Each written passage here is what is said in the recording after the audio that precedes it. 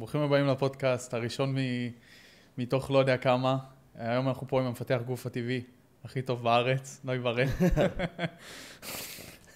תציג את עצמך, אחי. נוי בראל, IFBB פרו. זכיתי בכרטיס פרו שלי לפני 8 חודשים בבודפסט, לקחתי שם את האוברול והפכתי להיות מקצוען. מה היה השם של התחרות? פיט פרייד. איך? פיט פרייד. פיט פריי? פרייד. פריי. P-E-R-A-Y? כן.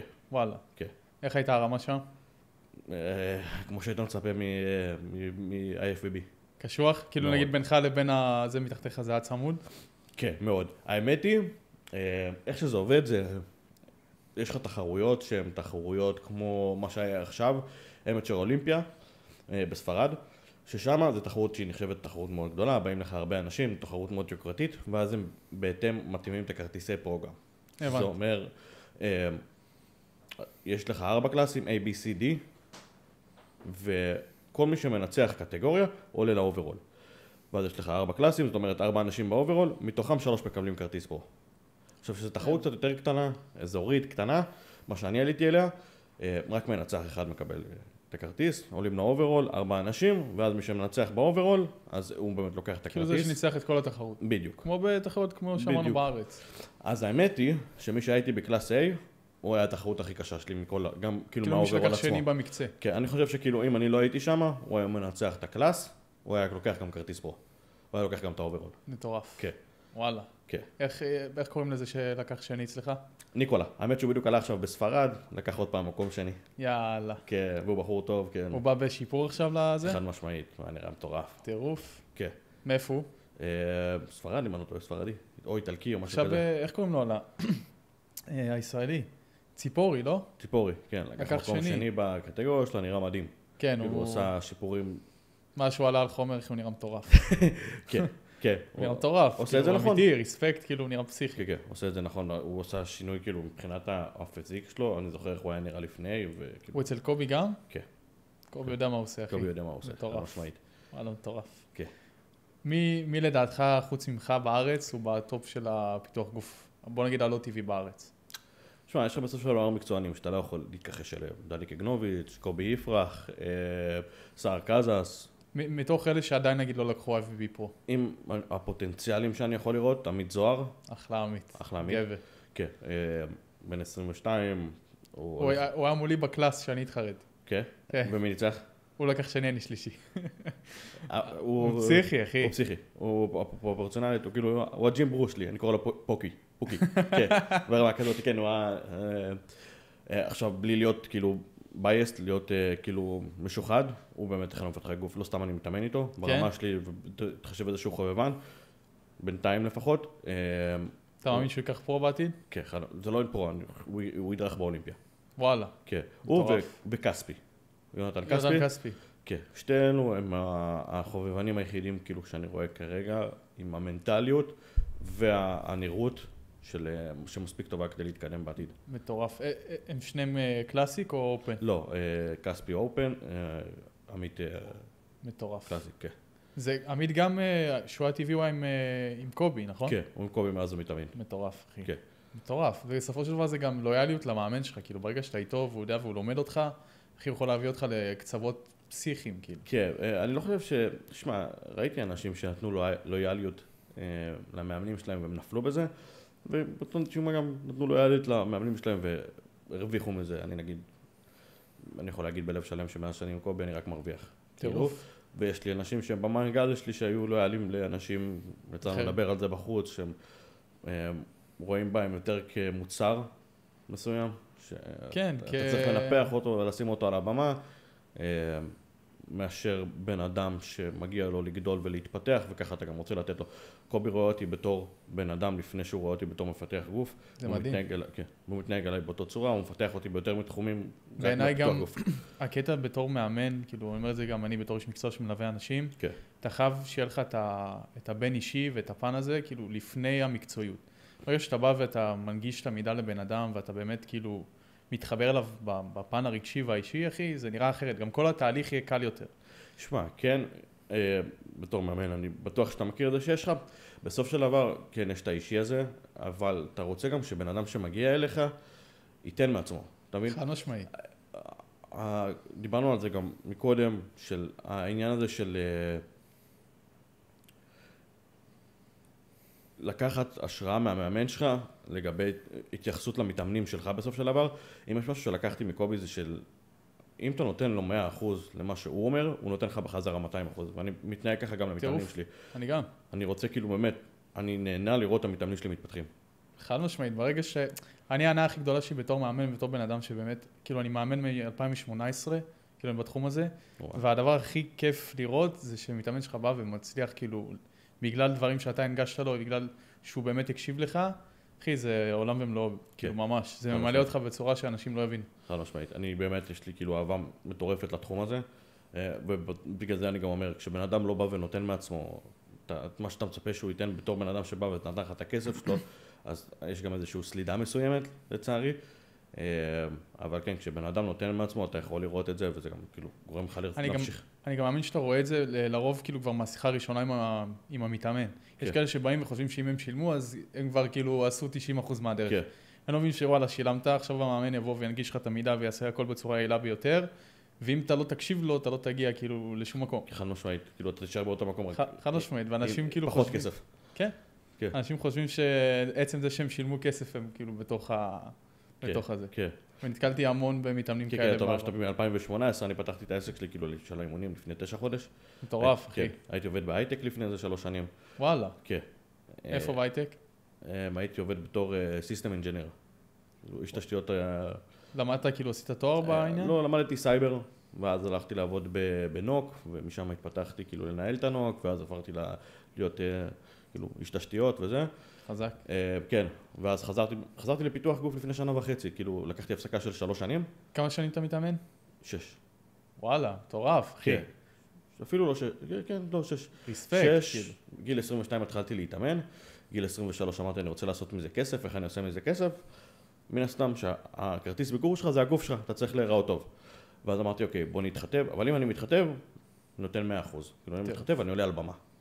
אתה מבין? ואז משם זה דבר ואז עליתי בגיל 23 על חומרים, אמרתי כאילו אם אני לוקח את זה לקיצון כמו שאני עושה כל דבר, לא ידעתי כל כך מה אני עושה, לקחתי את המאמן הראשון שלי, הוא אמר לי עוד חצי שנה אתה הולך להתחרות. לא לך פחד עכשיו להתחיל לקחת חומרים? תמיד יש כזה פחד שכזה עננה אפורה. תמיד ידעתי שאני אקח את זה, לא ידעתי לאיזה כיוון אני אלך מבחינת זה, אם זה כאילו להתחזק, להתחרות כאילו פאוורליפטינג או... אחרי כמה שנים התחלת לקחת חומרים? שנה של אימונים. שנה אחת? כן, התחלתי להתאמן בגיל 22. מטורף. כן. הרוב כאילו 10 שנים מתלבטים אם כן או לא, אחי. כן, כן. כל דבר שאני עושה, אני עושה 100%. תמיד ידעתי שכאילו, ברגע שנכנסתי למכון בפעם ראשונה, ידעתי שזה כאילו מה שאני רוצה לעשות בחיים. טירוף. לא ידעתי איך אני אעשה קפיטליזציה מזה, איך אני אצליח לעשות מזה כסף. ואמרתי כאילו, אם אני נכנס, אני יודע לאן אני הולך להגיע. איזה יופי. אני גם, באימון הראשון שלי בחדר כושר, ידעתי שזה מה שאני יכול לעשות כל החיים. טוב, אבל אתה אשכרה, אתה כאילו כבר שנים בתוך זה, כאילו, אתה אשכרה כבר חי איזה שנים על גבי שנים. כן. אתה מבין? אני התחלתי להתאמן ב-2015, והתחלתי לאמן ב-2018. כאילו, מה האימון הראשון ממש אני זוכר שנכנסתי ואמרתי, אין, זה מה שאני הולך לעשות כאילו כל החיים. טוב, כאילו, גיל 18 כבר התחלת לעשות מזה כסף. כן, גיל 18. טוב, אז מה שאני אומר זה, אתה כבר 7 שנים, כאילו, יש לך כבר איזה מערכת מסוימת, אתה יציב עם זה, כאילו, אני עדיין 9 חודש לתוך העסק שלי. ואתה מצליח ושפו ענק, אחי, כן, למזלי דברים זזו כמו שצריך, אתה יודע, הכרטיס פרו די פתח לי את העולם. כן, כמו שאמרת שבסופו של דבר הגוף שלך בתחום שלנו זה הכרטיס ביקור. כן. וזה מביא אותי לשאלה, יש שם המון כאילו מאמנים שרצים ברשתות, טיק טוק, אינסטגרם, שאחים נראים כאילו הם לא הרימו משקולת יום בחייהם. כן, והם מבקרים אותנו בהתאם. כן. מה אתה חושב, נגיד, על האנשים האלה? שמע, אני אתן את זה כהכללה, כי כולנו יודעים על מה אנחנו מדברים. כל מי שמכיר את זה יודע הנפשות הפועלות. מי הג'וק הכי גדול שם. מה אני יכול להגיד? בסוף של דבר, כמו שאמרנו, הגוף שלך זה הכרטיס ביקור שלך. אתה לא יכול להסתכל על הבן אדם ורק לשמוע את מה שהוא אומר. תסתכל על התוצאות שלו, בין אם זה על עצמו או על המתאמנים שלו.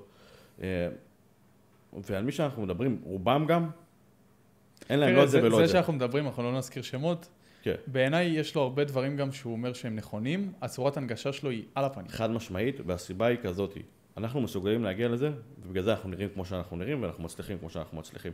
כי אנחנו יודעים שאין דבר כזה שיטת עבודה אחת. בול. בן אדם ששולל כל שיטה אחרת בשביל להצדיק את השיטה שלו, הוא בא למכור לך משהו, הוא בא למכור, או שהוא באמת מאמין באידיאולוגיה הזאת, ואתה תסתכל עליו, ואתה תראה שמגיל מסוים, עד איפה שנמצא עכשיו הוא נראה אותו הדבר, המתאמנים שלו לא מתקדמים בשום צורה.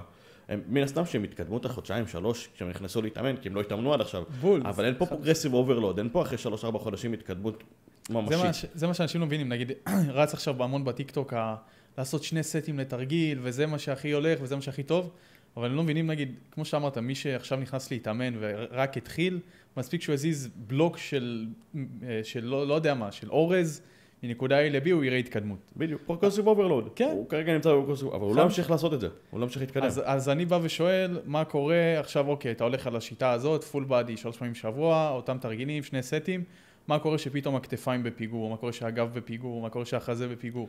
איפה זה כאילו, איפה זה נפגש? פה אנחנו נמצאים על אותו קו, כי גם אני בדרך כלל, רוב הפעמים אני לא מחליף למתאמנים שלי את התוכנית אימונים. הם מתקדמים 3-4 חודשים, זה מספיק זמן בשביל לשנות פרופורציות מסוימות, ואז מן הסתם, או שהחלקים החלשים לא משתפרים כמו שאנחנו רוצים, ואז אנחנו משנים את התוכנית כדי לדאוג לחלקים החלשים האלו, או שהם באמת משתפרים, ואז חלקים חלשים אחרים נהיים, ואז אנחנו משנים את התוכנית בהתאם לחלקים החלשים האחרים. בדיוק, אז אם אתה שואל את אותם אנשים מהטיקטוק שבגישה רק הזאת, אז הם כאילו, הם לא ייתנו לך תשובה, כי בעיניהם זה כאילו, זה מה שעובד, זה מה שטוב, ומזה אתה תראה את האחר בתוצאות, ותרוץ עם זה. אז זהו, כמו שאמרתי, אני לא שולל אותם, אני גם הרבה דברים מיישם לעצמי, אני גם עובד בשתי סטים עובדים. גם, אני בחלק מהתרגילים 2 סטים.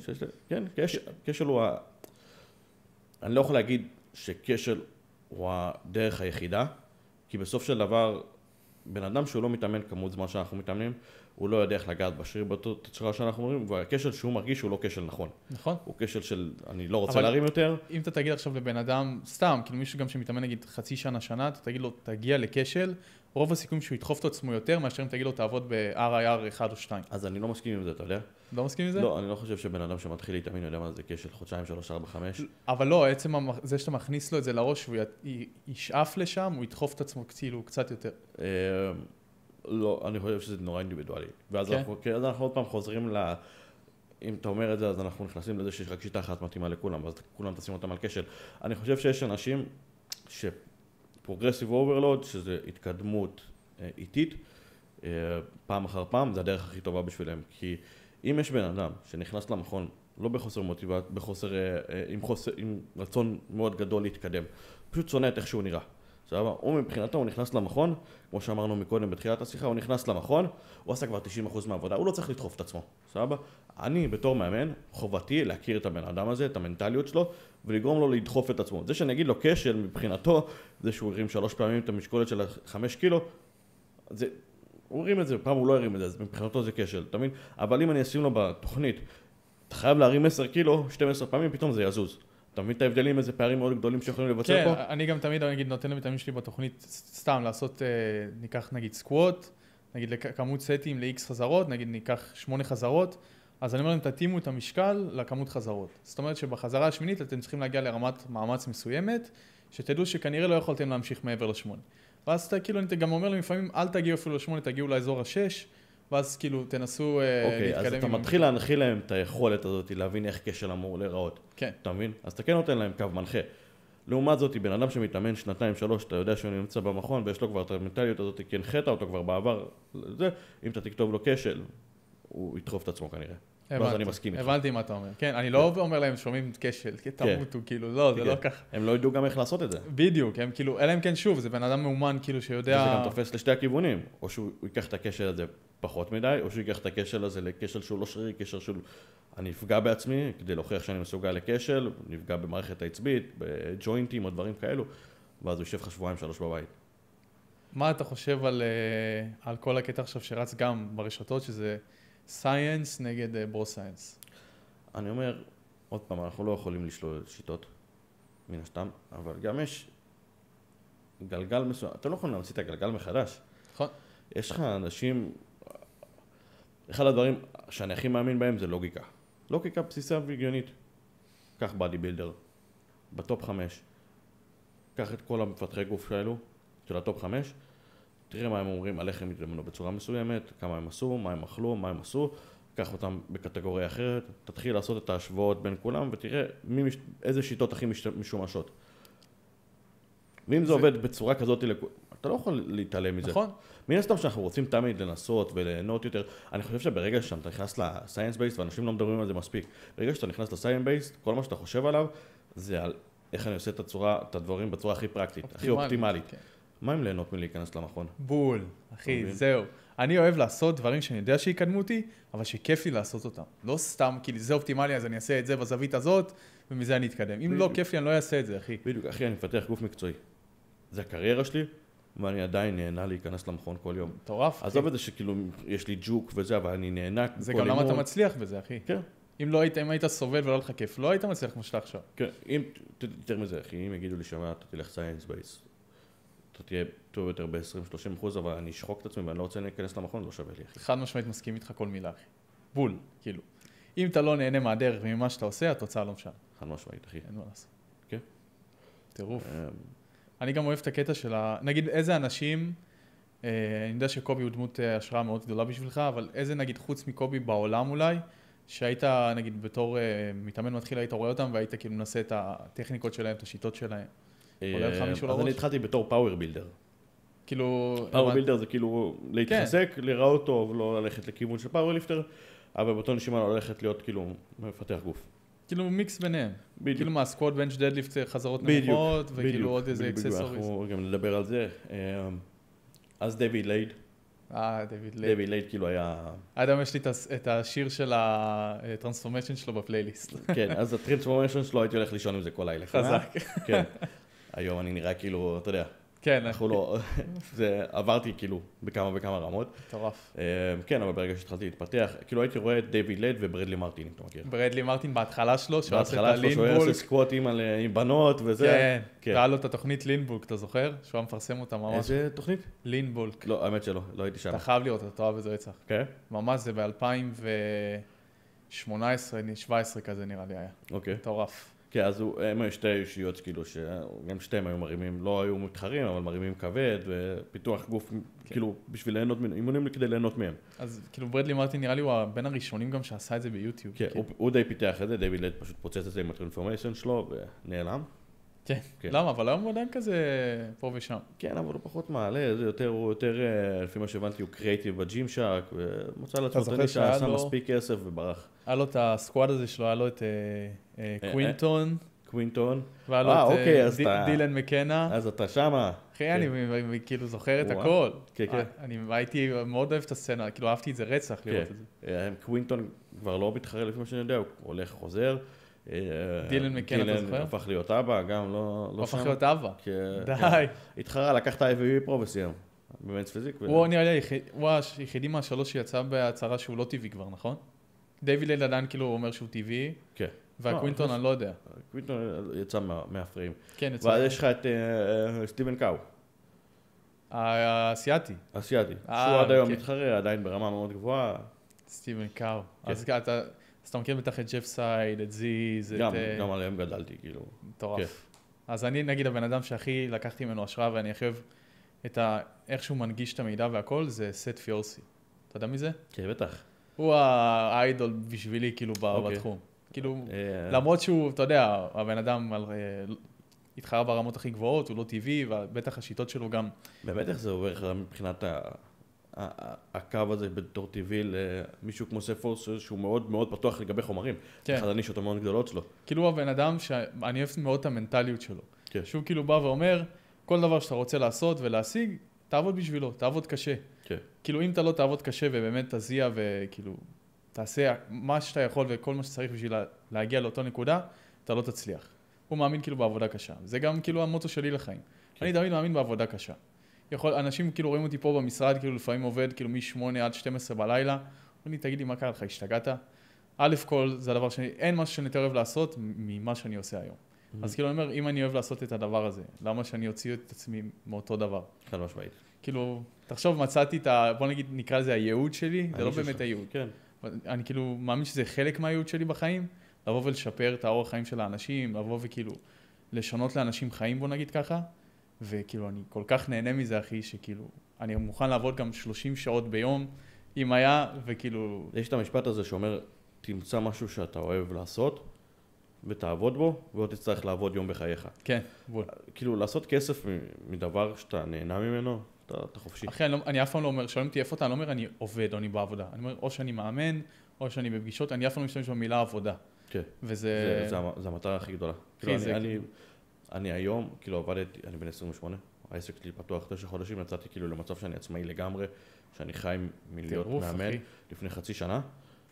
אני לא יכול להסביר לך כמה החיים שלך כל כך הרבה יותר חופשיים ואתה חי את החיים האמיתיים, כשאתה מגיע למצב שאתה עושה את מה שאתה אוהב. אתה מרוויח כסף ממה שאתה אוהב. בדוק, אחי. אתה מרגיש שאתה כאילו כל יום קם ויש לך ייעוד ומשהו שאתה אוהב לעשות. בדיוק, ממש. זה כאילו, זה מטורף. כן. אני גם כאילו, אני מאמין שלכל בן אדם יש את הייעוד הזה, פשוט אנשים צריכים לחפש אותו מספיק עמוק. אמרת מקודם, זה לא רק לחפש, זה גם לעבוד מספיק קשה. בדיוק. אני מאמין בכל מה שאמרת, אין דבר, אני ספציפית מזוכיסט, אני אוהב להרגיש כאילו שאני עובד קשה. אני אוהב ממש, זו הסיבה שגם נכנסתי לפיתוח גוף, כאילו מקצועי. כאילו, אני רוצה לסבול. כן. אני אוהב לעבוד קשה. אבל לכל נישה בחיים, לכל דבר, כל עוד אתה עובד מספיק קשה, כל עוד אתה מצייר לעצמך מטרות, אני תמיד אומר, כאילו, שואלים אותי איך הגעת למצב הזה, איך אתה זה, תצייר לעצמך מטרה שהיא לא ריאליסטית, תתחיל אתה חייב להיות קצת כאילו באשליות. קצת פסיכופת, על משמעית, תצייר לעצמך מטרה שהיא מחוץ לטווח שלך ברמות פסיכיות, תתחיל לצייר עוד מטרה ועוד מטרה ועוד מטרה בשביל להגיע למטרה הזאת, בלי שתשים לב 3-4 שנים אחרי זה אתה FBB פרו שיושב בפודקאסט ומדבר על זה שהוא עוד שנייה יגיע לאולימפיה. זה מטורף, אחי. זה פסיכי, אחי. זה מטורף. זה מטורף. זה כאילו, האנשים כאילו לא מבינים את זה בכלל. כן. מה, הנה, יש לי מתאמן שהוא הבן אדם כאילו שאני הכי מעריך בעולם, בן אדם איש עסקים משכמו ומעלה, והוא תמיד נותן לי פה עצות, שם עצות, כאילו לא באופן ישיר, תוך כדי שאני מאמן אותו, והוא אמר לי, תקשיב, קח מחברת, קח יומן, תכתוב כל המטרות שלך, תכתוב הישגים, פתאום עשית משהו חריג בעסק, משהו טוב, תכתוב, אתה תראה שאחרי תקופה דבר הוביל דבר, ובסופו של דבר אתה בדיוק בדרך ובצעדים שאתה צריך להגיע לאן שאתה רוצה להגיע. אני גם באותו מחברת, כתוב לי מטרות, כמו שאמרת, אחי, בן אדם מסתכל עליהם ויגיד, וואלה, הלך לאשפוז, אתה משוגע. כן. ואחי, אתה חייב כאילו את הדברים האלה בשביל באמת להצליח. אבל באותו נשימה, אחי, אתה חייב להיות משוגע, אתה חייב להיות 100% הזה.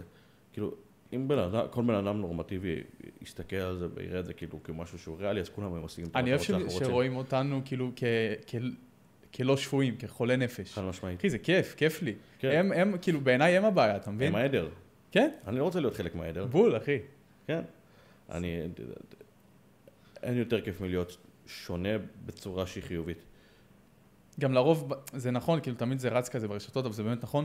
לרוב בהתחלה כולם שופטים אותך, ואחרי שאתה באמת מצליח ועושה, ורואים שאתה בן אדם שכאילו עומד מאחורי המילים שלו ועושה את מה שצריך, באים ושואלים אותך איך עשית את זה, תן לי עצות, תן לי טיפי. זהו, אתה יודע, הגעתי, אני זוכר אחרי התחרות הראשונה שלי, לפני התחרות הראשונה שלי שאמרתי, אתה חי בסדר. אתה מושפע, אתה זה. אחרי התחרות הראשונה שלי, וואי, כל הכבוד, וזה, אתה יודע, החברים לא כל כך הבינו מה קורה, האנשים כאילו מהעבר, ואז זכיתי בתחרות הראשונה שלי באמסטרדם, וכאילו התחרות כאילו בחול הראשונה שלי, ואז פתאום, וואי, איך עשית את זה, אתה יכול לאמן אותי, מה אני יכול לעשות כדי להגיע למצב כזה, ואז אני מקבל את הכרטיס פה, ואנשים אפילו לא מתביישים לפנות אליי, כי הרמה היא כבר מחוץ להישג היד שלהם. כן, זה מטורף. כאילו אנשים כאילו עד שזה לא, אתה נותן להם כביכול הוכחות בשטח, הם ביניהם אתה חי בסרט חולה בראש. כן, כי מבחינתם הם, כמו שאמרתי, לצייר את המטרות הלא ריאליסטית האלו, הם ציירו לעצמם איזושהי מטרה שהיא מאוד ריאליסטית ונגישה בתפיסת יד, וזה השיא של החיים שלהם. הרוב הרי מה הם כותבים? יפתחו לך מחברת, מה הם יכתבו? טיסה לחו"ל עוד חודשיים, לקנות את הרכב הזה עוד שנה, כאילו דברים שהם מאוד שטחיים כזה. שטחיים שהם בסיס של כל בן אדם, הם פשוט לא מבינים שזה בסיס של כל בן אדם. אחי, אתה צריך לפתוח את המחברת לכתוב, אני רוצה להשתלט על העולם, כאילו ברמה כזאת. חד משמעית, אתה יודע, אומרים, תכוון לירח במקסימום טיפול בין הכוכבים. בול, אחי, חד משמעית. ואני כל כך מאמין בזה, כאילו, אני כבר הגעתי לאיפה שהגעתי, כאילו זה ככה או ככה זה יירשם איפשהו, אבל... זה כבר נרשם, אחי, זה מטורף. זה רק ההתחלה, כאילו. כאילו שאומרים לי, תגיד לי איזה IFBB יש בארץ, אני אומר, אתה, קובי יפרח ודני קגנוביץ', זה מי שעולה לי לראש. אז כן, ואני רק מתחיל, כאילו... זה מטורף. כן. אתה כאילו אתה מתאמן 6 שנים רק, נכון? אחי, זה פסיכי. איפה תמצא עוד אנשים שאחרי 6 שנים מגיעים ל-IFBB פרו? כן, זה לא רגע, זה 6 שנים, קצת טפיחה על השכם, זה 6 שנים. מתוך ה6 שנים האלו לקחתי 3 שנים הפסקה מפיתוח גוף. זאת אומרת שהייתי על TRT, מי שלא יודע זה Test Replacement Therapy, שכאילו הייתי על בסיס של זה, לקחתי הפסקה מפיתוח גוף. זה היה אחרי שהיית על חומר? כן.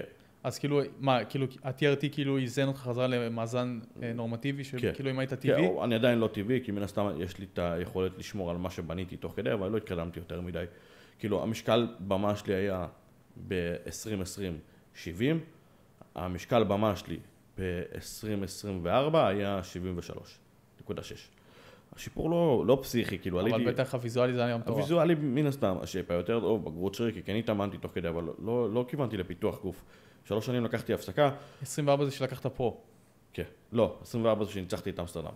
לקחתי פרו על 76.7. כאילו בשנה... איזה גובה אתה? 72. מטורף. אני גם אצייר לך את זה כמה ההתקדמות הזאת לא הייתה ממשית, כי אם ב-2020 הייתי 70 קילו, 2024, 4 שנים אחרי זה, 3 שנים, כי זה היה תחילת שנה, סוף שנה כזה, 3 שנים, עליתי רק 3.7 קילו משקל במה, ושנה אחרי זה, אפילו פחות שנה של 5 חודשים של מסה, עליתי עוד 3 קילו, כאילו, אז אבל שאם באמת היית בתוך זה בתקופה שהיית על TRT, 3 שנים הייתי... משקל במה 304. בדיוק, אתה מבין? באמת לקחתי 3 שנים הפסקה מפיתוח גוף, הייתי על TRT במשך 2.5 שנים, חצי שנה ירדתי לגמרי, ואז לפני 1.8 שנה חזרתי לפיתוח גוף, לגמרי. מה גרם לך לרצות לחזור? אז ככה, ניצחתי את התחרות שלי ב-2020, אמרתי אוקיי, אני כל כולי בזה, ואז אתה מתחיל, השיא יורד, אני בטוח שהיית בזה, אתה מסיים את התחרות, פתאום אתה כבר לא נראה אותו הדבר, גם אחרי תחרות ראשונה, אתה זה, ואז מתחיל ליפול, לא עשיתי גם קפיטליזציה לניצחון שלי פה בארץ, לא מצאתי עצמי, כאילו, מתחיל לאמן אנשים או משהו כזה, אז אתה מתחיל לחשוב על איך אני מתחיל לעשות כסף.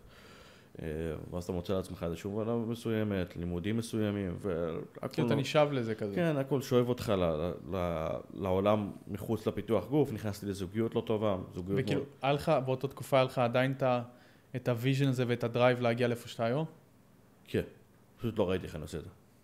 ומה גרם לך לראות איך אתה עושה את זה? אז עברתי פרידה, ואחרי הפרידה אמרתי, כאילו, הפרידה שלקחה אותי 3 שנים מהפיתוח גוף, ואמרתי, כאילו, שום דבר לא שווה לי, אני עדיין מתאמן, אני עדיין אוהב את זה ברמות לא נורמליות, שום דבר. אגב, ברגע שעליתי על הבמה, התאהבתי בפיתוח גוף.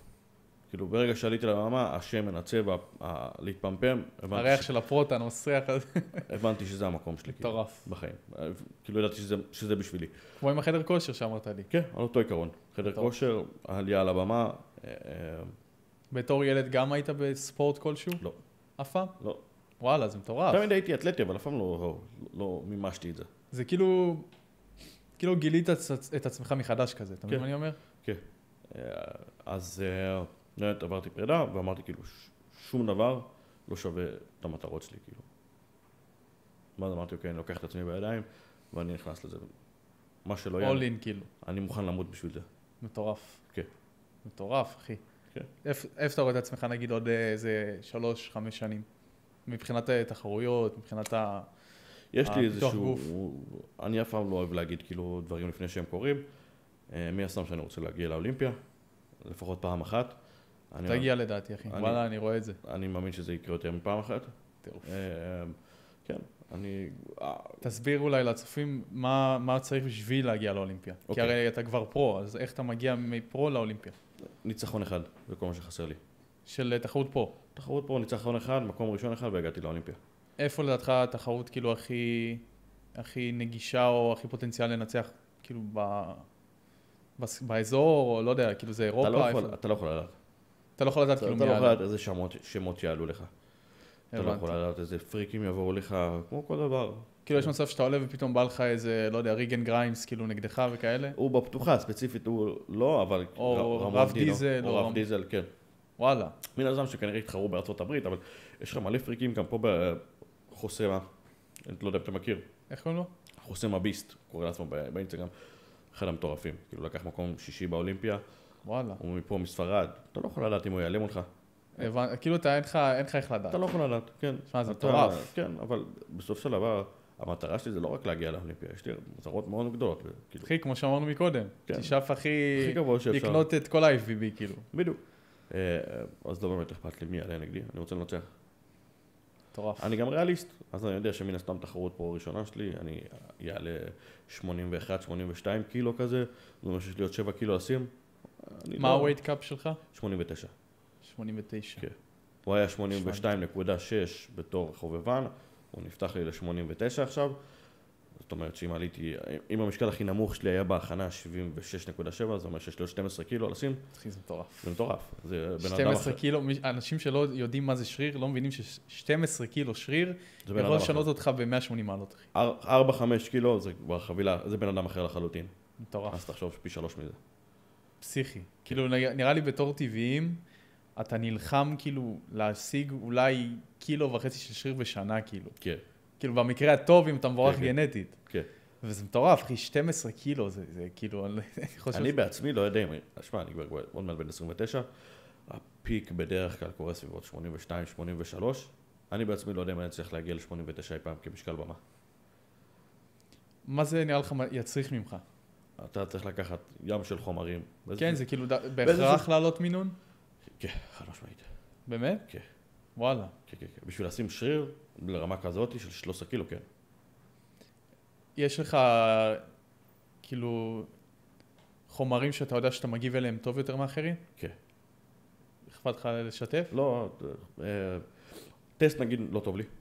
ברגע שאני טסט גבוה, מתחיל כל מיני תופעות לוואי כאלו ואחרות, אז אני יודע להשאיר אותו נמוך. מסטרון, הוא מגיב לי מאוד טוב, בולד מגיב לי מאוד טוב מבחינת תופעות לוואי. דקה, אל תתקרבו ילדים. זה הדבר הכי נוראי שיש. באמת, למה, מה זה עושה לך? אותם תופעות כמו טרן, אני לא יודע אם אתה יודע מה זה אומר, מכיר. טרן הוא בין החומרים הכי אנבוליים והכי חזקים שיש. דקה בא עם אותם תופעות פחות או יותר כמוהו, הוא פשוט נורא קשה מנטלית. אז כשלקחתי אותו, פתאום הוא משפיע לך מאוד מבחינת החרדות ודברים כאלו. אתה מרגיש כאילו שזה באמת כאילו משהו שקורה לך בגוף, שאתה פתאום במיינדסט אחר, תמיד עניין אותי כאילו. כן, כן, אני כאילו, גם 90% מהחברים שלי שהשתמשו בדקה מספרים על אותו הדבר, דיכאונות, מטורף. חרדות, מחשבות. יש אנשים שיגיבו לזה טוב יותר וזה יעשה להם יותר תועלת מחיסרון?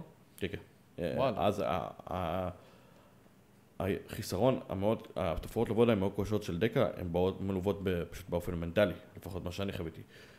מי שמצליח להתגבר על זה, ויש לי מתאמנים שזה, יש לי חברים אז כן, היתרונות מאוד עולים על זה. וואלה. כן. מה נגיד התופעות לוואי הכי, בוא נגיד, אם בא לך תשתף, אם לא בא לך תשתף, הכי קשות שחווית נגיד מחומרים? אז זה יותר לצד המנטלי. יותר מצד מנטלי? כן. לפעמים זה יותר גרוע מצד פיזי בעיניי.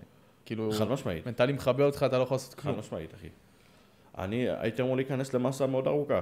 אני כאילו אפתח את זה, אני הייתי אמור להיכנס למסה, כי צריך לשים שריר. צריך להתחרות מול הביג בויז, האנשים הגדולים. והתחלתי עם הדקה, וזה באמת הכניס אותי כאילו למצב לא טוב, שאני פשוט לא פרודקטיבי יותר, אני לא רוצה ללכת למכון יותר מדי, אני חרדות, כל מיני דברים כאלו. אז אהבת את זה? אהבתי את זה, והחלטתי כאילו שאני מתחיל לאזן את עצמי, כי גם הרגשתי לא פרודקטיבי, אז התחלתי להשיל מעצמי את השומן גם, ואז היה לי את ההופעת אורח ב-NPC, ואז כבר כאילו משכתי את עצמי לחיטוב מאוד ארוך. אתה מרגיש בחיטוב יותר טוב מנטלית ופיזית מאשר במסה? בהכל, חד משמעית. אני גם. חד משמעית. אני חושב שאני אני יותר פעיל, יותר שמח, יותר פעיל מינית, כאילו עד סוף ההכנה שלי, כאילו הכל חלק. וואלה. כן. מטורף, כי לרוב, אתה יודע, אומרים שכזה... לא, אז ככל שאני יותר חטוב, ככה זה עובד יותר טוב. וואלה. כן. גדול. בתור טבעי, אני יכול להגיד לך שנגיד, אני יודע על עצמי שבחיטוב, אני הרבה יותר כאילו פרודקטיבי, כמו שאמרת, כי אין לי את הכמויות פחמימה הגדולות האלה בגוף ששוברות אותי, כאילו, מבחינת העייפות. נגיד, גם שמתי לב, נגיד, במסה עכשיו, במסה הקודמת שלי, עליתי מאזור ה-77 נראה לי ל-87, וכאילו שמתי לב אם אני צורך יותר, נגיד, שומן מפחמימה, אני כאילו לא חווה את החרא הזה של העייפות כן? כן. וואלה. אז אני נגיד, ככל שהשומן שלי יותר גבוה, השומן שלי מאוד נמוך. גם במסה. על כמה גרם בערך אתה שומן ביום? ספציפית עכשיו? עכשיו אני אוכל קצת יותר, אני לא באמת סופר, אבל בוא נגיד במסה שהיא מבוקרת יותר, 20-25. 20-25? כמה פחמימה אתה דוחף? דוחף. כאילו אתה מגיע ל-800,000 גרם ביום? אני עובד מאוד בצורה של קארב לואודינג. אם אתה יודע מה זה, כאילו בימים שאני מנסה לשפר כמו חזה גב, אז אני אוכל... סייקלים של קארבס, כן, כן, אז אני אוכל 4,500 קלוריות, בימים אימונים רגילים אני אוכל 2,300, ביום אני אוכל 1,700. כאילו הנפילות שלי מאוד דרסטיות, והגוף שלי מגיב לזה בצורה מאוד שומר על אחוז שומן מאוד טוב. מטורף. בגדילה. אז כאילו יש לך ממוצע בטח שבועי של קלוריות שאתה מכניס פר שבוע. פחות או יותר, כן. ואיך המשקל שלך נגיד מגיב לזה? האמת שאני מאוד סטטי. מאוד סטטי במשקל? מאוד סטטי, כן. ואז אני פשוט מעלה את הקלוריות בימים של האימון. הבנתי. זה עוד משהו נגיד מגניב, שאנשים לא מבינים, שלפעמים אתה יכול להסתכל על הקלוריות בפן נגיד שבועי, ולא בפן היומי. כן. הרבה אומרים, נפלתי היום, איזה באסה, הרסתי את התהליך, ולא מבינים שוואלה, תסתכל על זה בטווח של השבוע. אתה במגמת ירידה בסופו של דבר. נגיד, אתה בתהליך חיטוב או תהליך מסה, לא משנה. אתה תמיד, כאילו, יש לי הרבה מתאמנים שמאוד חרדתיים, אני בטוח שאתה מכיר את זה גם אתה וזה. וואי, תקשיב, המשקל שלי אותו הדבר כמו שבוע שעבר, ואז אני מסתכל על הממוצע שלהם בשבוע, הם יורדים לי קילו כל שבוע, שולח להם, אז אני מראה להם את זה. וואי, נכון. מה לדעתך על בדי כאילו ריקומפ, שאתה משנה את הרכב גוף? מאיזה בחינה? כאילו אחרי יש תחרות? דבר כזה, אין דבר כזה. לא ריקומפ של אחרי תחרות, אני מדבר כאילו שינוי הרכב גוף. כאילו נגיד אתה משמר על משקל מסוים, אבל עוד שנה אתה תראה שמיים בארץ. ברור. זה כאילו, זה משהו שהרבה אנשים נגיד, שהם לא בפן התחרותי ולא באמת בתוך זה, לא מבינים. כי אומרים, אני הפקטור שלי להתקדמות, זה המספר על המשקל. כאילו, אני רוצה לראות, אני בחיתוב, אני רוצה לראות ירידה. בסופו של דבר יש לי, נגיד, מגיעים אליי מתאמנים, שנגיד הם כבר מאומנים שנים, ואז כאילו הם על משקל מסוים, הם באחוז שומן יחסית בסדר, אני אומר, הם שומעים, המשקל הוא לא כזה פקטור עכשיו להתקדמות שלכם. יכול להיות שתעלו קילו, תרדו קילו, בסופו של דבר, אם ההיקפים שלכם משתפרים, האחוז שומן שלכם יורד, וויזואלית איך שהגוף שלכם נראה, כאילו, אתם לטובה משתפרים, אז זה יותר מדד ויותר פקטור להתקדמות. אז אנחנו באותו קו מחשבה. אני תמיד אומר שיש 3 דברים שמדדים להתקדמות. ובסדר הזה, נראות, התקדמות במשקלי העבודה שלך, נראות ורק אז המשקל שלך. זה הסדר שאתה מסתכל עליהם. אם אתה מתקדם, הרי כל בן אדם הוא נורא אינדיבידואלי. אני התחלתי את החיים שלי בצורה שמאכילים אותי בצורה מסוימת, מן הסתם שזה משפיע על המערכת עיכול שלי, על היכולת שלי להכניס ניוטריאנס מסוימים, מייקרו-ניוטריאנס, כי זה מה שאכלתי מגיל קטן עד גיל גדול. אתה מאוד אינדיבידואלי באיך שאתה מכניס איך שאתה מעכל אותו, וביכולת שלך להתפתח מבחינת שריר ומבחינת האימונים שלך. בסוף של דבר, המדד שלנו של האימונים, איך אני מתקדם, נותן לנו את האינדיקציה לאם אני משתפר או לא משתפר. הנראות שלי, מן הסתם, כי בסוף של דבר אני רוצה לראות הכי טוב שאפשר, ורק אז המשקל. מי כמונו בתור מפתחי גוף, ואני בכלל בתור קלאסיק פיזיק, שהמטרה שלנו זה להשתפר כמה שאפשר ולשמור על המשקל שלנו כמה שיותר נמוך, מאמינים בריקומפ. כן. אתה מבין? כאילו במיוחד, כאילו אתה חייב להגיד, אבל כן לעלות כביכול את המשקל בגלל שיש לך weight limit גבוה יותר. כן. אתה לא תרצה להישאר נגיד על אותו... יש פה עניין של, אנשים לא מבינים שפיתוח גוף יש לו כל כך הרבה מדדים, בין אם זה details, בין אם זה conditioning, בין אם זה להיות קשיח יותר, שפה באמת נכנס המשקל. אתה יכול להיות 70 קילו על 5% שומן, כאילו זה גם ברמות הכי גבוהות שיש, אתה יכול להיות 70 קילו בשייפ מסוים של 5% שומן, ולהיות שנה אחרי 70 קילו על 3% נגיד, שהוא אתה הרבה יותר קשיח, הרבה יותר וסקולריטי, הרבה יותר מלא, דברים כאלו שזה שמיים בארץ. כן, בסופו של דבר אתה מגיע יבש יותר, כאילו לדעתי גם בפיינל, כאילו, שאתה לפני תחרות, המשקל אולי יותר פקטור לכאילו כמה אתה צריך להעמיס, כמה הריקון עבד, כמה ייבוש, כמה דברים כאלה, זה פחות כאילו נראה לי פקטור מתחרות לתחרות אם אין לך נגיד weight cap, weight limit. בסופו של דבר ויזואלית, אם אתה נראה יותר טוב מהתחרות הקודמת, בהכרח כאילו השתפרת. ואני אדגיש יותר בעולם הטבעי. כן, בגלל זה כי בסוף של דבר, בעולם הלא טבעי, כמו שאמרת, אני צריך למלות בסוף של דבר משקל מסוים, זאת אומרת שאני גם רוצה לראות יותר, כמה שיותר גדול ופחות להתרכז כרגע בבגרות שיש לי ובקונדישנינג שלי, מן הסתם שאני רוצה שהקונדישנינג שלי ישתפר מפעם לפעם, אבל המטרה הכי עיקרית שלי כרגע זה לשים שריר, ולראות יותר גדול על הבמה, לראות יותר מסיבי ויותר פריקי, אין מה לעשות. צריך לעמוד מול פריקים. על זה שאומרים שאתה לא חייב מסה, כהגדרה מסה בשביל לגדול או להשתפר. זה נראה לי תקף יותר ללא תחרותיים, אתה מבין מה אני אומר? כן. אבל גם זה על סקאלה על גבול מסוים, כאילו. אתה יכול לגדול בלי לפוצץ את עצמך בקלוריות, או להיכנס למסה לא נורמלית. אתה חושב שיש אחוז מסוים שאתה אמור לעצור בו במסה? אחוז שומן? כן. כן ולא. אני חושב שיש איזשהו טווח מסוים, לא אחוז ספציפי. כאילו, לא ספציפי, כאילו נגיד, תן לי את הדווח שלך, כאילו את הסקאלה. מן הסתם שאם תגיע לסביבות ה-16-17 שומן, אתה מתחיל, א', אתה תיראה לא טוב. זה דבר ראשון. ב', תראה לא טוב? תיראה לא טוב. כן. אתה תראה נוזלי כזה. תיראה כמו חרא. כן. אתה לא רוצה לראות כמו חרא. מן הסתם אתה רוצה לראות כמו בן אדם שמתאמן. נכון. אז אתה קצת מפר את כל הבעיה, את כל העיקרון של להיכנס למכון. זה דבר ראשון. דבר שני, יש רגישות לאינסולין שנפגעת לך ככל שאתה יותר שמן. נכון. אנחנו לא רוצים יותר רגישות של אינסולין, זה מאוד מאוד מאוד חשוב לנו בתור הפיתוח גוף. ודבר שלישי, מה שכן, וזה נוגד לזה,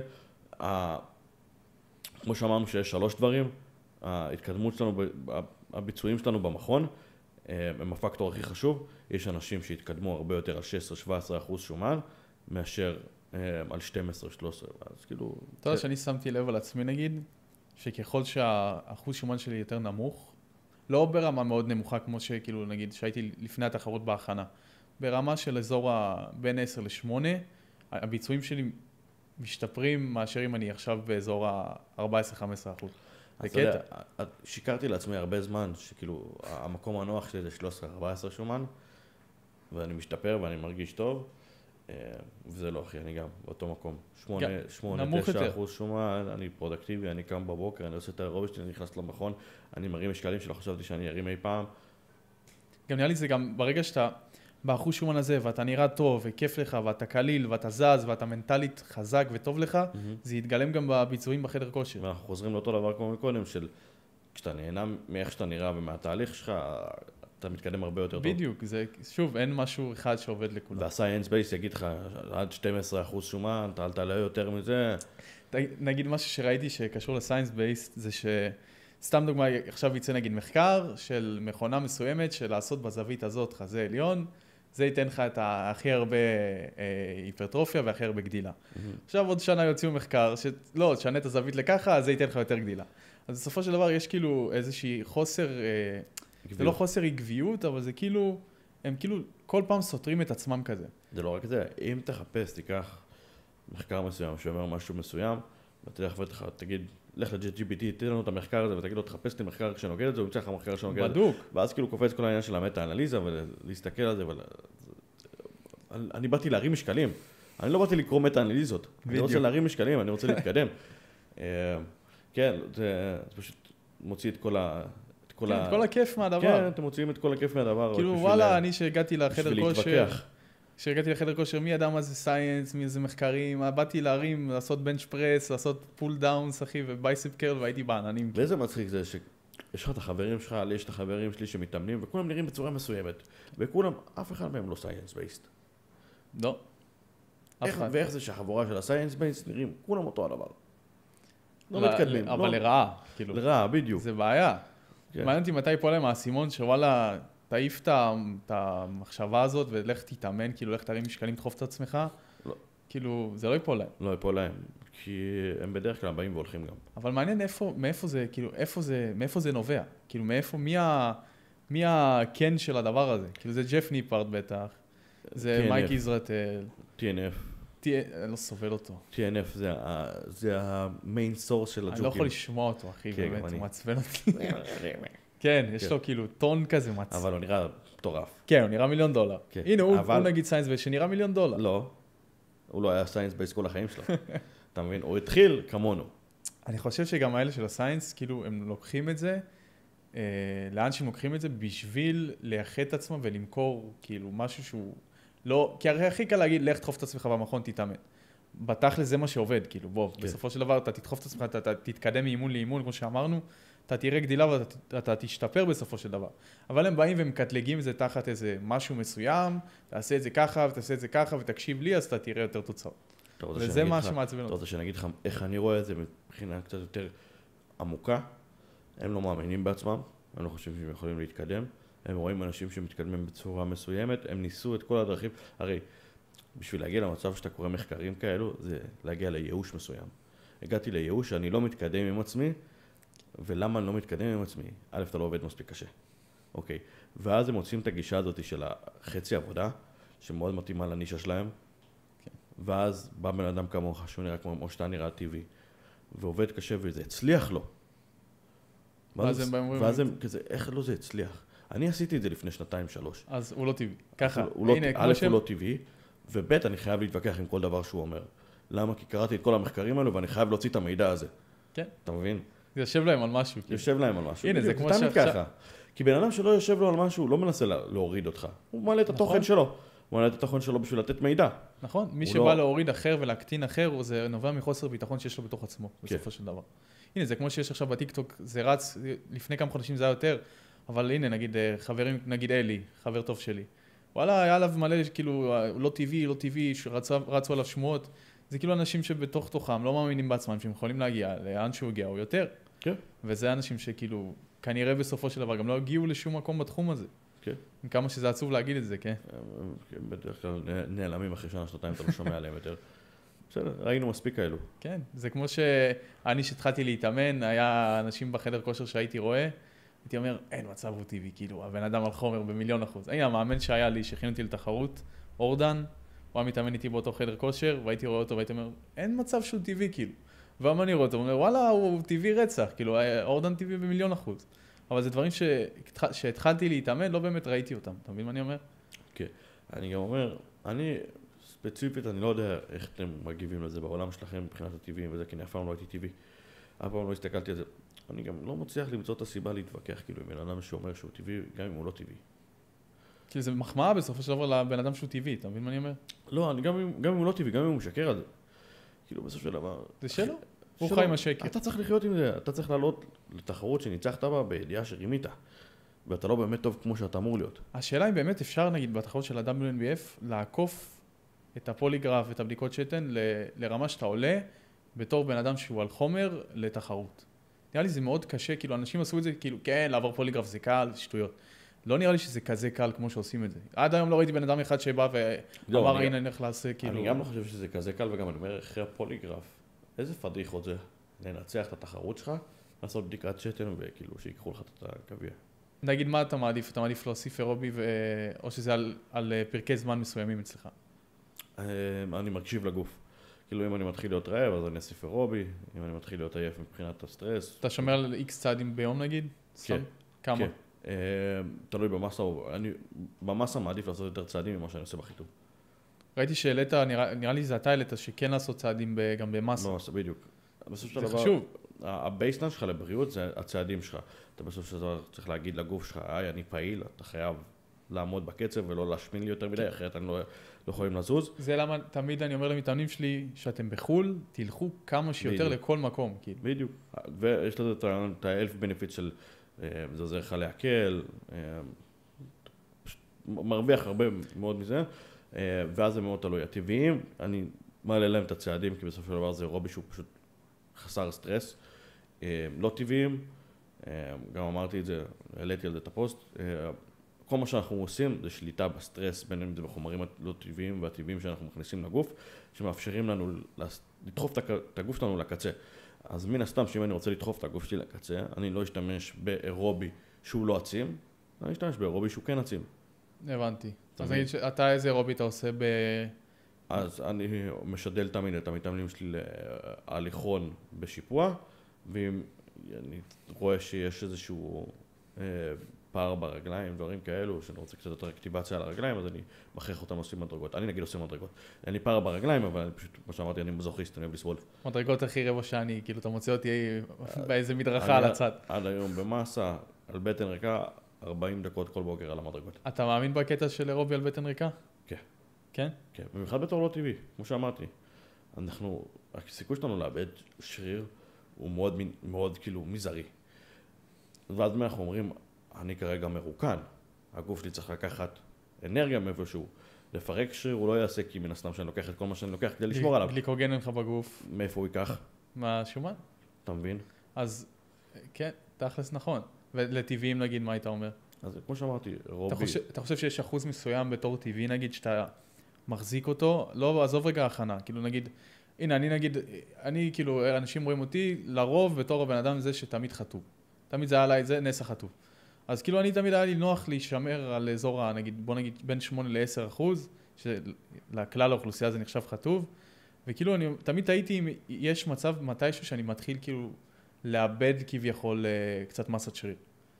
כאילו, מגמה דעיכה כזה, אתה מבין? למרות שאני כן משתפר הרי באימונים, ואני כן דוחף את עצמי ואני כן זה. אבל... אז כמו שאמרת, בסוף של דבר, משקל מזיז משקל. אם אתה נמשך על אותו משקל ואתה מזיז יותר משקל, כנראה שאתה משתפר, הגוף שלך מן הסתם עושה איזושהי אדפטציה מסוימת, שזה בא בצורה של איך אנחנו משתפרים באימונים. אם אתה לא עולה באחוז שומן שלך, אם אתה כאילו לא עולה במשקל, כנראה שהשרירים שלך משתפרים. אז הבגרות שריר שלך, אתה נשאר על אותו משקל, וכמו שאמרנו, ואז אתה נשאר על אותו, כמו שאמרנו בתחילת הפודקאסט, אתה נשאר על אותו משקל, ואז אתה יורד לאחוז שומן מסוים של במה, ואתה רואה שיפור מאוד רציני. מה הדבר שהכי קשה לך מנטלית בדרך שבחרת בחיים? אני לא חושב שיש משהו שהוא מנטלי. אני מאוד משוקלל. מאוד מאוד. כאילו, לפני שהתחלתי עם החומרים, קראתי מה ההשלכות של זה, מה זה יכול להוביל, תופעות לוואי מסוימות, חוסר יכולת להביא ילדים, הכל. כאילו היית מודע לזה מהתחילה. קיבלתי על עצמי את הכל, כאילו אם זה יקרה, קיבלתי את זה בלב שלם עוד לפני. כן. אז אין לי כאילו קושי מנטלי, אני לא בא עם שום ציפיות לשום דבר מבחינת ניצחונות, מבחינת... אם אני אעלה בתחרות הבאה שלי ואני אקח מקום אחרון, כל מה שזה אומר לי, כמו שאמרתי, בתחילת הפודקאסט, אני אוהב לעבוד קשה, כל מה שזה אומר לי שלא עבדתי מספיק קשה והגיע הזמן לעלות רמה. הבנתי. כאילו הרבה, ממה שאני רואה נגיד ברשתות, ואנשים שנגיד עשו חומרים, נגיד סתם ניקח אחד שעולה לראש, גרג דוסט, אתה יודע מי זה? כן. אז הוא נגיד אומר תמיד שכאילו, אם אתה היית מחזיר אותו אחורה, הוא נגיד, החומרים שהוא לקח, הוא לא היה לוקח אותם. כי הוא מסתכל על זה בפן הבריאותי, עכשיו הוא מבוגר, הוא רוצה אישה, הוא רוצה ילדים, הוא רוצה לקדם יותר, אתה יודע, את החיים האישיים, את העסק, את העניינים האלה. אז הוא אומר, כאילו, הוא יודע שזה כנראה עשה לו איזשהו נזק בריאותי כלשהו. כי הוא גם דחף כמויות לא הגיוניות לפי מה שהוא אומר. השאלה אם זה משהו שאתה מסתכל עליו ומעניין אותך. שמע. כאילו, לרוב אנחנו, כרגע בנקודה שאנחנו נמצאים היום, אנחנו לא רואים מה אנחנו נחשוב נגיד עוד 10 שנים. יכול מאוד להיות שאני אמצא את עצמי עוד 10 שנים באיזושהי סיטואציה מסוימת, מנסה להביא ילדים, טפו, ואני לא מצליח. אתה מבין? ואני כאילו כזה, פאק. האם זה באמת היה שווה את זה?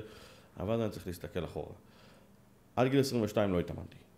עד גיל 22 פרשתי מהלימודים בגיל 15. וואלה. הייתי בפנימיות כל החיים שלי, לא מצאתי שום דבר שאני אוהב בחיים שלי. כלום, אחי. עד גיל 22 היה לי 0 שאיפות בחיים. גילית אצלך מחדש, בגיל 22. ואז גיל 22 נכנסתי למכון, ומשהו נפתח אצלי. משהו שלא הרגשתי בחיים. פתאום איזה רצון להצליח במשהו. מטורף. אתה מבין? ואני היום נמצא בנקודה שהצלחתי בה. אני כבר במקום שאני יכול להגיד, הצלחתי בפיתוח גוף. אמנם אני לא רוצה לעצור פה, כי אני רוצה להגיד כמה שיותר רחוק, אבל אני יכול להגיד שהצלחתי. איך אני יכול להגיד לעצמי עוד 10 שנים, כשאני אהיה בסטטוס, במצב שאני נמצא בו, שאני מסתכל על זה ואני אומר, פאק.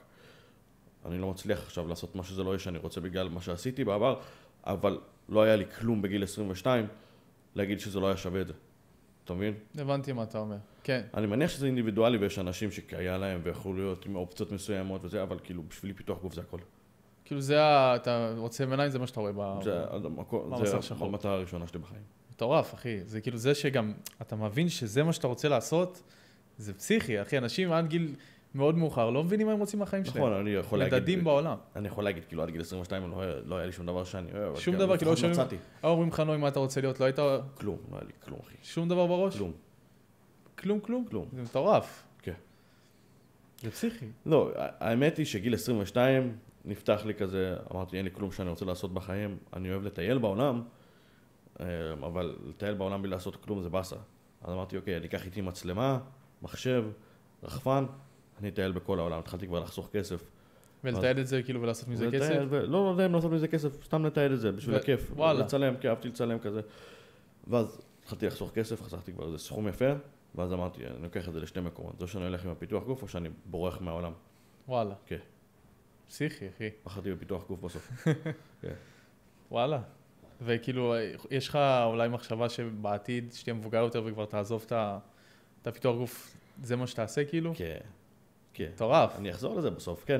תשמע, כרגע אני רוצה להתמקד בפיתוח גוף, כמו שאמרתי, זו המטרה הראשונה שלי, אבל אני גם, כמו שאמרתי, אני ריאליסט ויודע שבגיל מסוים אני כבר לא אוכל... יש לך לדעתך גיל בראש, אתה אומר וואלה... 35, 36 כזה, אני כבר מאמין שאני כבר לא אצא להתחרות יותר. באמת? אני גם... אתה לא רוצה לשחוק את עצמך. יש כאלה שגם בגיל, אני רואה 40 בשיא שלהם, כאילו. כן, נכון. אני לא יודע, אם אני אהיה במצב הזה, אני אעשה את זה. יש נגיד היום מישהו באולימפיה שהוא בטופ, שהוא כזה 40 פלוס? יש מי שמתקרבים ל-40, אבל לא 40 לא. אין אף אחד? אולי וויליאם בונק. וויליאם בונק, נכון. אבל הוא גם, הוא כבר טופ 6 בחוץ, לא? לא, הוא עדיין מחזיק מתמקם, את זה? מנצח כזה תחרויות מקצוענים וזה, הוא דווקא טוב. וואלה. כן. הוא שנים בדבר הזה. שנים, כן. כאילו וויליאם בונק, נראה לי זה בין השמות הראשונים שאני זוכר, כן, גם אני. שכאילו, מהמתחרים. נגיד, מהמתחרים מי שאני הכרתי זה היה קאי גרין. כן, אז זה זה מהתקופות שלהם. שתבין, אף אחד מהליינאפ הזה כבר לא נמצא. פיליט לא נמצא. קייגרין לא נמצא, יש לך עוד... כאילו זה האנשים שאני זוכר הראשונים, לפני ג'יי קאטלר ולפני רוני קולמן, כאלה הקאי גרין עם הצמה המכוערת שלו, זה מי שאני זוכר כאילו שייצג לי את הסצנה של התחרויות. גם אני. כאילו חוץ מארנולד וכל אלה. כן. איזה ערה נגיד אתה יותר אוהב? את האולד סקול, את הניו סקול? את ה-90s. קווין לברון, שון ריי. קווין לברון היה פסיכי. כן, רוני קולמן. כאילו זה די השיא של הפיתוח גוף לפי דעתי. כן, זה היה שם גם פריקים כאילו שלא רואים את זה היום. כן. כאילו אם אתה מעמיד נראה לי את הליין של הטופ 5 של אותה תקופה נגד כל הטופ של היום, אין להם סיכוי לטופ שלהם. אני גם חושב ככה מבחינת קונדישן ומבחינת נראות. היום קצת נעלמנו לעולם, אחרי רוני קולמן זה מאוד התפתח לכמה שיותר גדול. כן. וכמה שיותר פריקי, ולשם כך גם נפתח הקטגוריה של הקלאסי. כי בסוף של דבר, קווין לברון, שון ריי, כל הדברים, כל האסתטיקה היפה הזאת, היום כנראה הולכים לקלאסיק פיזיק, ולא לפתוחה. נכון, כאילו היום, כאילו זה נראה לי מי שאני אנסה להיזכר אחורה, מי שכאילו ייצג לי את הפריקיות של הבאדי בילדינג, זה הביג רמי. כן. שכאילו אני זוכר שהוא היה המפלצת, כאילו הענק, שתמיד כאילו ראיתי אותו אבל זה פריק, אחי, זה לא בן אדם שאתה רוצה להיראות כמוהו. בחיים לא, כאילו. אתה מבין? מעדיף להיות כאילו שכיף, כאילו, ולא להתאמן יום בחיים מאשר כאילו להגיע לזה. בדיוק, ואז יש לך את הקלאסיק פיזיק של היום, שהוא כאילו המיינסטרימי. יש לך פיזיק שאתה אומר, וואלה, הייתי מתחלף איתו בכיף? בטח, קריס במסטד. קריס במסטד? כן, אחי. וואלה. כן. מצד שני, אני גם רוצה להשיג את שלי. כאילו, אתה רוצה להגיע לשיא שלך, כן. בתור נוי. כן. זה לדעתי השאיפה שכל בן אדם בתחום צריך שיהיה לו. זה המהות של פיתוח גוף. כן. אתה זוכר את הפעם הראשונה שהזרקת? כאילו שדחפת... כן, בטח. כן? כן, כן. איזה גיל? גיל 23. 23? כן, כן. איפה זה היה? זה היה אצל המאמן הראשון שלי. הוא לא היה מאמן שלי אפילו בתקופה הזאת, רק באתי לקנות ממנו, והוא היה מאוד חמוד כזה. הוא כזה, בוא, אני אעזור לך. כאילו אמרתי לו, אני לא יודע איך להשתמש, הוא אמר לי, בוא, אני אעזור לך. ואז הוא ראה לי איך לעשות את זה, היה בכתף. כן, האמת שעד לפני שנה וחצי כזה, אפילו לא הייתי שונא להזריק, אתה יודע? הרגשתי כאילו זה עוד זריקה למטרה. וואלה. כן, ברמה מטורף. כזאת, ואז... זה איפה בגוף? כאילו, אני יודע שבישבן כאילו לרוב מזריקים. אז זהו, אני הייתי מזריק רגליים וכתפיים, לא הייתי מזריק בתחת בכלל, ולפני שנה כאילו נפתחתי לתחת לתוציא סדר. אומרים שאני אגיד איפה שאתה מזריק, אז כאילו זה עושה כזה סוג של גם סוולינג אולי עם הזריקה, וזה כאילו יכול לגרום לך למראה שונה באותו כן, שריר, כן, נכון? זה לא בדיוק, זה כשאתה מזריק אתה פוגע בשריר, לא כל השריר, לא כל, כמו פצע, לא כל שריר מחלים כמו שצריך, ואז נקרא רקמת צלקת. רקמת צלקת זה רקמה שהיא מתה, אין בתוך הדם, היא לא חיה, היא כאילו כמו גוש כזה שלא עושה שום דבר. זה למה יש אנשים, נגיד שעל חומר, שאתה רואה שיש להם כאילו כתפיים משולשות כאלה?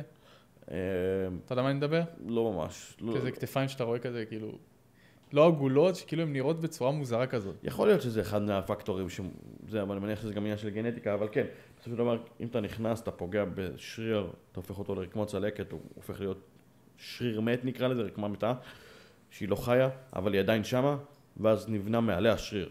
אז מן הסתם שזה כאילו מגדיל אותו, כאילו גורם לו לראות יותר גדול. כן. עוד שאלה שלדעתי שאלה מעניינת, מה לדעתך על אנשים שנגיד, אני יודע שאתה עשית את זה אחרי שנה שהתחלת להגיד חומרים, אבל אנשים שכאילו מתחילים בשלב המאוד ראשוני שלהם בחדר כושר, לקחת חומרים. כאילו לפני שהם באמת רואים לאן הם יכולים להגיע בצורה טבעית, כאילו גנטית. הם מטומטמים ואני מטומטם. סבבה? לעשות מה שאני עשיתי שנה אחרי זה, לקחת ליפ אוף פייף ברמות מטורפות, לקחת קפיצת תקווה. קפיצת תקווה. כאילו, leap of fate, אוקיי. leap of fate, כאילו, ברמה שהיא לא נורמלית, כאילו. זה מטורף. אמנם הגעתי לאיפה שהגעתי, אבל זה מטומטם ברמות לא נורמליות, גם יכלתי לא להגיע לאיפה שהגעתי. אתה מבין? לקחת סיכון. לקחתי סיכון. בסופו של דבר, החיים שלנו, זה, אתה תיקח סיכונים, ככל שהסיכון גדול יותר, התוצאה שתשיג מזה... חכה, לא, אל תגיד את זה, אנשים יגידו, אוקיי, אז אני צריך להזריק עכשיו, אני גם נפוך ל-FBB פה. לא, אנחנו לא אומרים את זה. אני אומר, אני מטומטם והם מטומטמים. אתה צריך ללכת וליצור לעצמך איזשהו טייטלים מסוימים במהלך הדרך, ולעשות את זה קודם כל בתור טבעי, כדי לראות אם יש לך את הפוטנציאל להתפתח בזה. פיתוח גוף, במיוחד פה בארץ, זה תחום שמאוד קשה להתפתח בו, במיוחד כלכלית. כן. ובשביל להיות מפתח גוף טוב ברמות הכי גבוהות, אתה צריך להתפתח כלכלית ולעבוד בזה 24/7. אחרת אתה לא תגיע לרמות הכי גבוהות. נכון. אז אני אומר, בשביל מה לקחת את כל הסיכון הזה ולהרוס לך את המערכת ההורמונלית, את היכולת לעשות כסף, בשביל כלום ושום דבר. קודם כל, תעשה את זה בצורה טבעית. תכתוב לעצמך כמה תארים, תיצור לעצמך אתה בתיכון מסוים, ותקפוץ כמו שדני תיכוני עושה. כן. עשה את זה בצורה מאוד מושלמת. יצר לעצמו קריירה מסוימת, ראה שהוא יכול להגיע מאוד רחוק עם זה, ואז הוא עלה. וזו הצורה הכי נכונה לעשות את זה. הוא עושה את זה קצת מאוחר, גיל 28, אבל... הוא בן 28, דני? כן. וואלה, הייתי בטוח שהוא בגיל שלי. איזה קטע. הוא אמר לי שהוא בגיל 28, אני מקווה שאני לא טועה, תתקן אותנו בתגובות. טורף. אני כמעט בטוח שהוא בן 28, והוא עושה את זה בצורה מאוד מושלמת, כאילו אני חושב שהוא יכול לעשות את זה קצת יותר מוקדם, הוא ראה תארים וראה זה... אלוף עולם, אחי, טורף. כן, אני חושב שהוא יכול לעשות את זה לפני, אני גם חושב שהוא ישבור את השיא שלי מבחינת כמות התחרויות שהוא יעשה כלא טבעי, ויביא את התחרות, את הכרטיס פרו שלו, אני נגיד עשיתי את זה ב3 הכנות. אני חושב שהוא... בהכנה הבאה הוא יעשה את זה? בהכנה הבאה 2 הוא כבר מקצוען. טורף. זה פסיכי. מי המאמן של דני? הוא עצמו. כרגע? אני לא יודע אם הוא רוצה שאני נגיד, כאילו, מממן אותו, הוא דיבר איתי על זה פחות או יותר. כי תמיד ידעתי שדני כאילו מכין, הוא זה נגיד לטבעיים הוא הכין את עצמו לדעתי. וואלה. זה מה שאני חושב. לא יודע, זה לעניות דעתי, אחי, שייפ יפה, אידיוטי ברמות. יש סיבה שכל מפתח גוף בטופ, יש לו מאמן. שמענו, אל תנסה להמציא את הגלגל מחדש, לא משנה כמה אתה חושב שאתה מכיר את הגוף שלך, יש בן אדם שעושה את זה על... כי גם נראה לי מגיעה נקודה בהכנה, במיוחד כאילו הכנה לתחרות, שאתה כבר לא אובייקטיבי לעצמך. כאילו אתה... זה כמו שאני אומר למתאמנים שלי נגיד, אתם כל יום אתם רואים את עצמכם במראה. אתם לא באמת אינדיקציה להתקדמות של עצמכם, כי מהסיבה שאתם באמת רואים את עצמכם כל יום. כך בן אדם נגיד שלא ראית אותו עכשיו חודשיים או חודש, פתאום אתה רואה אותו אחרי חודש, אתה אומר וואלה, פה התקדמת, תראה את זה. בגלל זה אני גם תמיד אומר להם, תעשו תמונות כל תקופה מסוימת, שיראו באמת בעין את ההתקדמות. זה לא רק זה, מן הסתם אובייקטיבי זה הצעד הכי חשוב. מישהו שיפקח וייתן לך דעה שאתה... זה.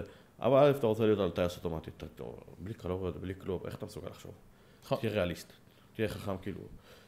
גם אם יש לך את כל הידע בעולם, גם אם אתה איינשטיין, ברגע שאין לך קלוריות, אין לך גליקוגן, מוח זה שריר. אבל נגיד, אתה אמרת שאתה, ככל שאתה נגיד בחטוב יותר כביכול, אתה חד יותר. לא אמרתי שאני חד יותר, אמרתי שאני יותר פרודקטיבי. אני קם בבוקר מוקדם, אני הולך לעשות אירובי שלי, אני מתאמן יותר אגרסיבי, אבל מבחינת מוח, אני רירית, אחי. אם אני לא כותב לעצמי את הכל בנוטס מה אני צריך לעשות באותו יום, אין לי מושג. כאילו אם אתה עכשיו 4 weeks out, אתה מנתק את קובי מהמשוואה, אתה כאילו הולך לעזאזל? רירית, אחי. כן? כלום. איזה קטע? ממש. ואתה יכול להיות הכי חכם שאתה יכול להיות, אתה יכול להיות איינשטיין, כשהמוח שלך אין לו גליקוגן בתוכו, אתה מטומטם ברמות.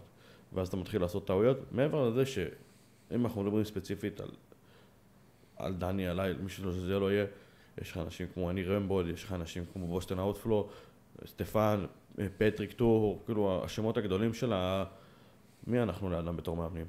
איך אתה תגיד לי שאתה יודע יותר טוב מהם? חד משמעית. כי זה הגוף שלך. הנה נגיד, אני רמבוד זה הבן אדם שכתב הכי הרבה תארים באולימפיה, נכון? כן. אנשים באים, הסיינס בייס, ובאים ואומרים מה שהוא אומר לא נכון. איך אתם מתווכחים עם תוצאות וקבלות של בן אדם שהוא בטופ של הטופ, שאתם לא מתקרבים לנעליים שלו אפילו ואומרים שהוא טועה? איך זה עובד, אחי? זה תמיד מצחיק אותי. אמרתי לך, אוהבים להתווכח. זה קטע.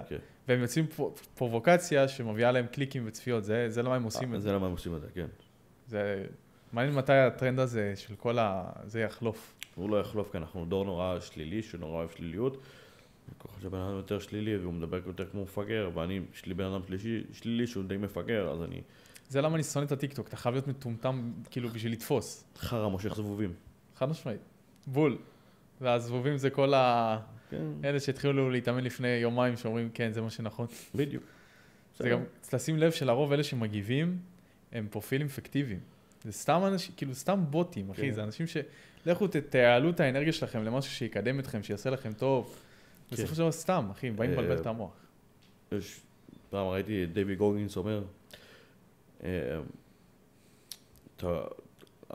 עבודה קשה, אם כל בן אדם יעבוד קשה וחכם, הוא יגיע לאיפה שהוא רוצה בחיים. אנשים לא רוצים לא לעבוד קשה ולא חכם. מה אכפת לי? יותר בשבילי. כן, נכון. שימשיכו. אנחנו צריכים את הטיפשים האלה, טיפשים בשביל שהם כאילו להבדיל את עצמנו מהם ולהתקדם יותר, כאילו, אתה יודע. יותר בשבילי, אחי. כן. יותר בשבילי. אוקיי, אתם לא רוצים, אני ככה. התאמן שלי אמר לי, אתה צריך את הטיפשים האלה, כאילו. את האלה שצורכים, אתה חייב אותם. הכל, אין... תחשוב שכולם היו עם דרייב, כאילו, כמו שלך, כמו שלי, לטרוף ולבוא לטרוף את העולם. אחי, זה היה כאילו מלחמת אזרחים, אחי, של עד המוות. טוב, כן, ממש. זה קטע. אתה צריך, בלי חושך אין אור, בלי מפגרים אין חכמים.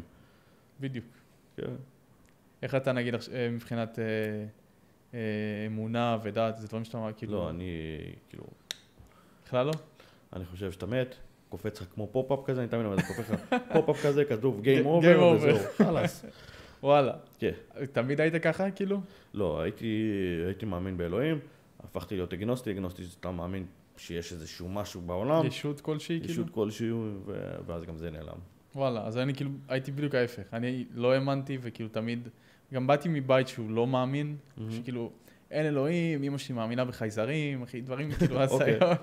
ומתישהו, כאילו, מצאתי את עצמי כן מאמין, כאילו, בכל הקטע של הדת והאלוהים, ושיש איזה מישהו, וכל דבר כאילו קורה מסיבה מסוימת ולטובה.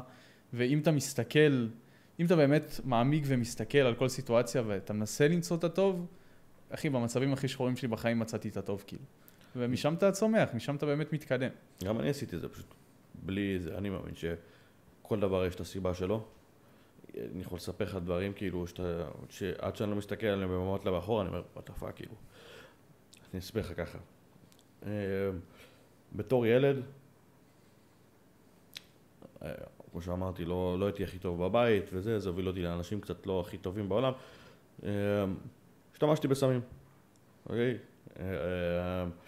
זה פיתח אצלי חרדות, לא השתמשתי יותר מדי, לא הייתי כבד בזה יותר מדי, למזלי לא אהבתי את זה, אחרי הייתי נופל מאוד עמוק. סמים קלים, קשים? קלים, כן. כאילו מה, מריחואנה? הלוואי, היה פעם נייס גאי.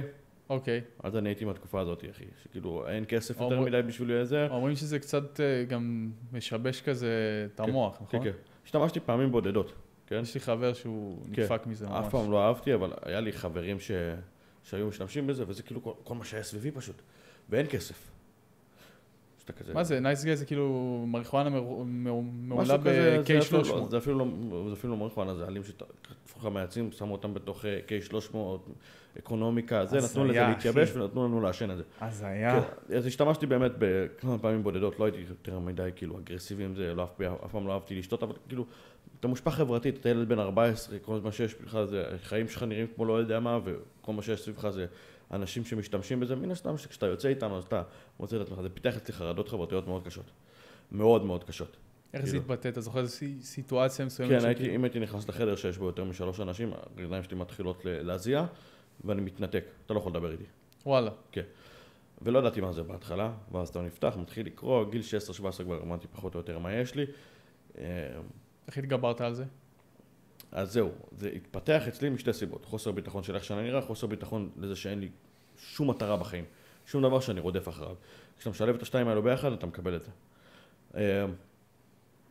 ואז באמת החרדות החברתיות האלו התפתחו, הגעתי למצב שאני יוצא עם איזה מישהי, זה קצת עזר לי מהביטחון, אז זה קצת נעלם, נפרדנו וזה קפץ לי עוד פעם בגיל 20.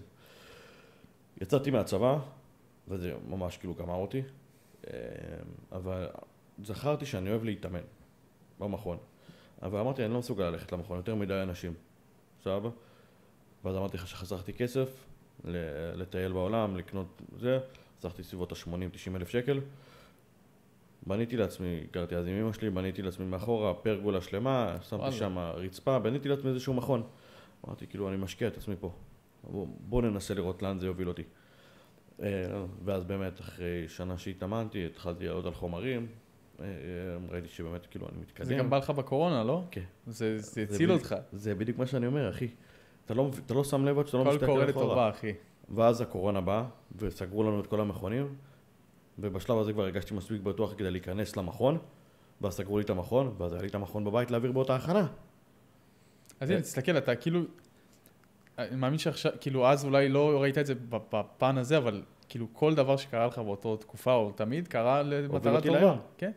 ואז התאמנתי שמה, ניצחתי את ההכנה שלי, ניצחתי את התחרות שלי, ואמרתי, בוא'נה, יש לי פוטנציאל בפיתוח גוף.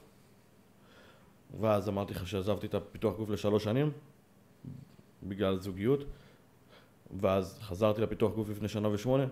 אחרי שיצאתי מהזוגיות הזאת וחזרתי לפיתוח גוף, אמרתי לך, הגעתי למצב שאני מוכן למות בשביל הפיתוח גוף. כמה זמן היית עם אותה בת זוג? 2.5 כזה. בטח, אני לא יודע מה קרה, כאילו, אני לא רוצה חלילה לשפוט, אבל בטח אחרי הפרידה, זה כאילו טלטל אותך וזה קשה, פרידות זה דבר קשה, אין מה לעשות. כן. ואז יכולת לבוא ולבחור ולהסתכל על זה בצורה שהיא, איזה באסה לי, החיים שלי מראים, החיים שלי זה, או לבחור, כמו שעשית, ללכת לפיתוח גוף, לקחת... ולא רק זה לא רק לחזור לפיתוח גוף, זה להבין שאני לא מוותר על הפיתוח גוף, לא משנה מה. מטורף. מפה עד הסוף.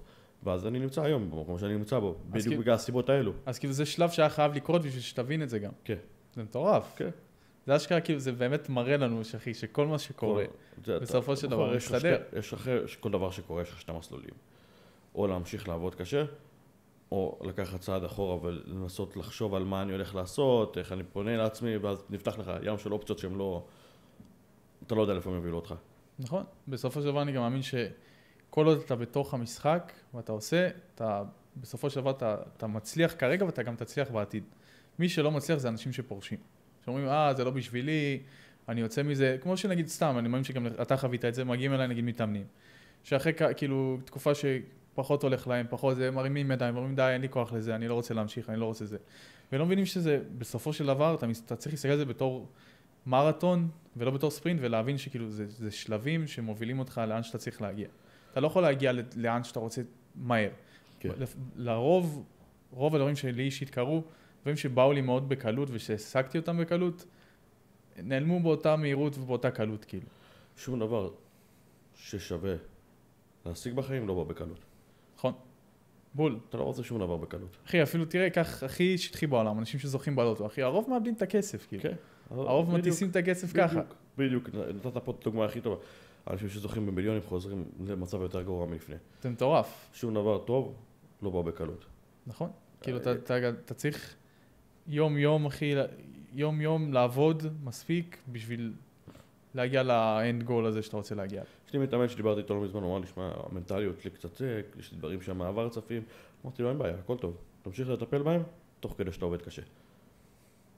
בסופו של דבר אתה צריך מחר לקום וללכת לעבוד, לעשות מה שאתה צריך לעשות בשביל להגיע לאן שאתה רוצה להגיע. לא משנה מה קרה היום, אחי, מחר אתה צריך לקום ולעשות. אתה יכול לבחור לא לעשות, אבל תדע שאתה בוחר לא לעשות. שאתה תצטער על 2 דברים אחרי זה. מה? גם על זה שלא עשית, כן. וגם על זה שאתה נמצא באותו מקום עדיין. נכון.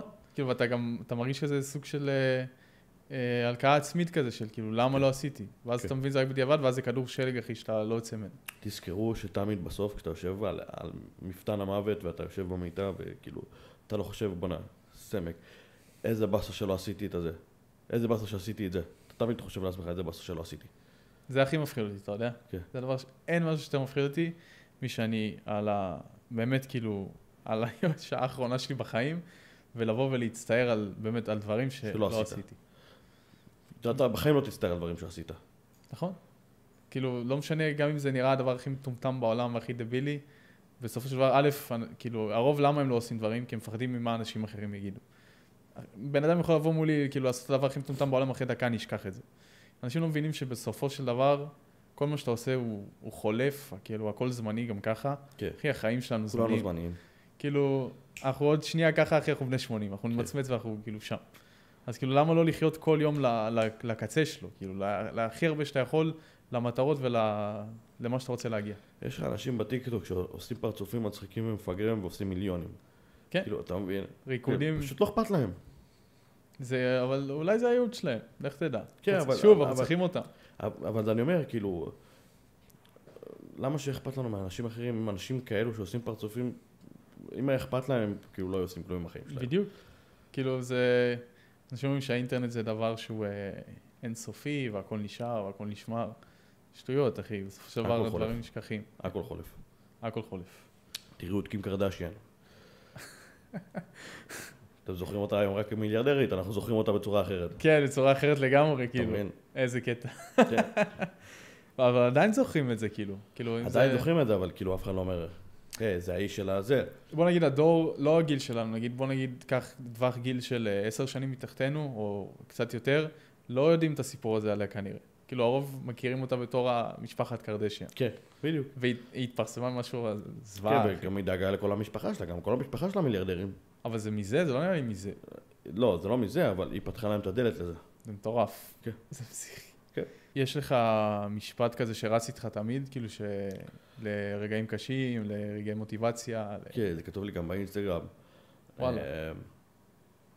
מה זה? שנייה. היה לי במרח לי. הנה, מראה לך. כן, תראי לי. מישהו חייב להיות הכי טוב, ואני יודע שאף אחד לא עובד יותר קשה ממני. אז למה לא אני? נייס. וואלה, חזק. כן. חזק. כאילו, יש לזה משמעות... מישהו חייב לעמוד שם, מישהו חייב להיות במקום הראשון, ועשו את זה לפניי. אני יודע שאני עובד מספיק קשה. כן. אתה גם, אני כאילו תמיד מאמין בגישה שאתה חייב לפני הכל להאמין בעצמך, כאילו. בן אדם שלא מאמין בעצמו, לא משנה כמה פוטנציאל יש לו, כמה פסיליטי יש לו, כמה אנשי מקצוע, כמה הכל, אם אין לך את האמונה ואת זה בתוכך, את האש הזאת, אתה לא תגיע לשום מקום. אף אחד לא עושה את זה בשבילך גם. נכון? כאילו, לפני התחרות הראשונה שלי, אפילו המאמן שלי לא אמר לי כאילו, אתה הולך לנצח. וואלה. כן. גם לפני התחרות שלי באמסטרדם, כאילו, קובי היה שם, אבל קובי מאוד ריאליסט ומאוד לא אוהב לתת לך ציפיות יותר מדי גבוהות, כי גודל הציפייה, גודל האכזבה. נכון. אתה מבין? אז הוא יודע מה הפוטנציאל שלך, והוא לא יגיד לך. אתה אוהב לבוא בגישה גם שכאילו, לא לבוא בציפייה כמו שאתה אומר, ואז כאילו אתה גם לא תתאכזב? תלוי. אני ריאליסט. זאת אומרת שלאמסטרדם, ידעתי שניצחתי בתחרות פה בארץ, אני יודע מה אני שווה, אבל לא התחרתי 3 שנים. אמרתי, אני בא לטבול את האצבע שלי, להתחרות בארץ, אני כבר לא להתחרות, אני יודע שאני יותר טוב מזה.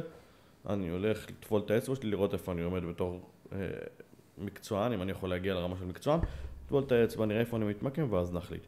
הלכתי, ניצחתי שם, הבנתי כאילו, אני באוברול, אני מרחק נגיעה מזה, ואני יכול להפוך להיות מקצוען.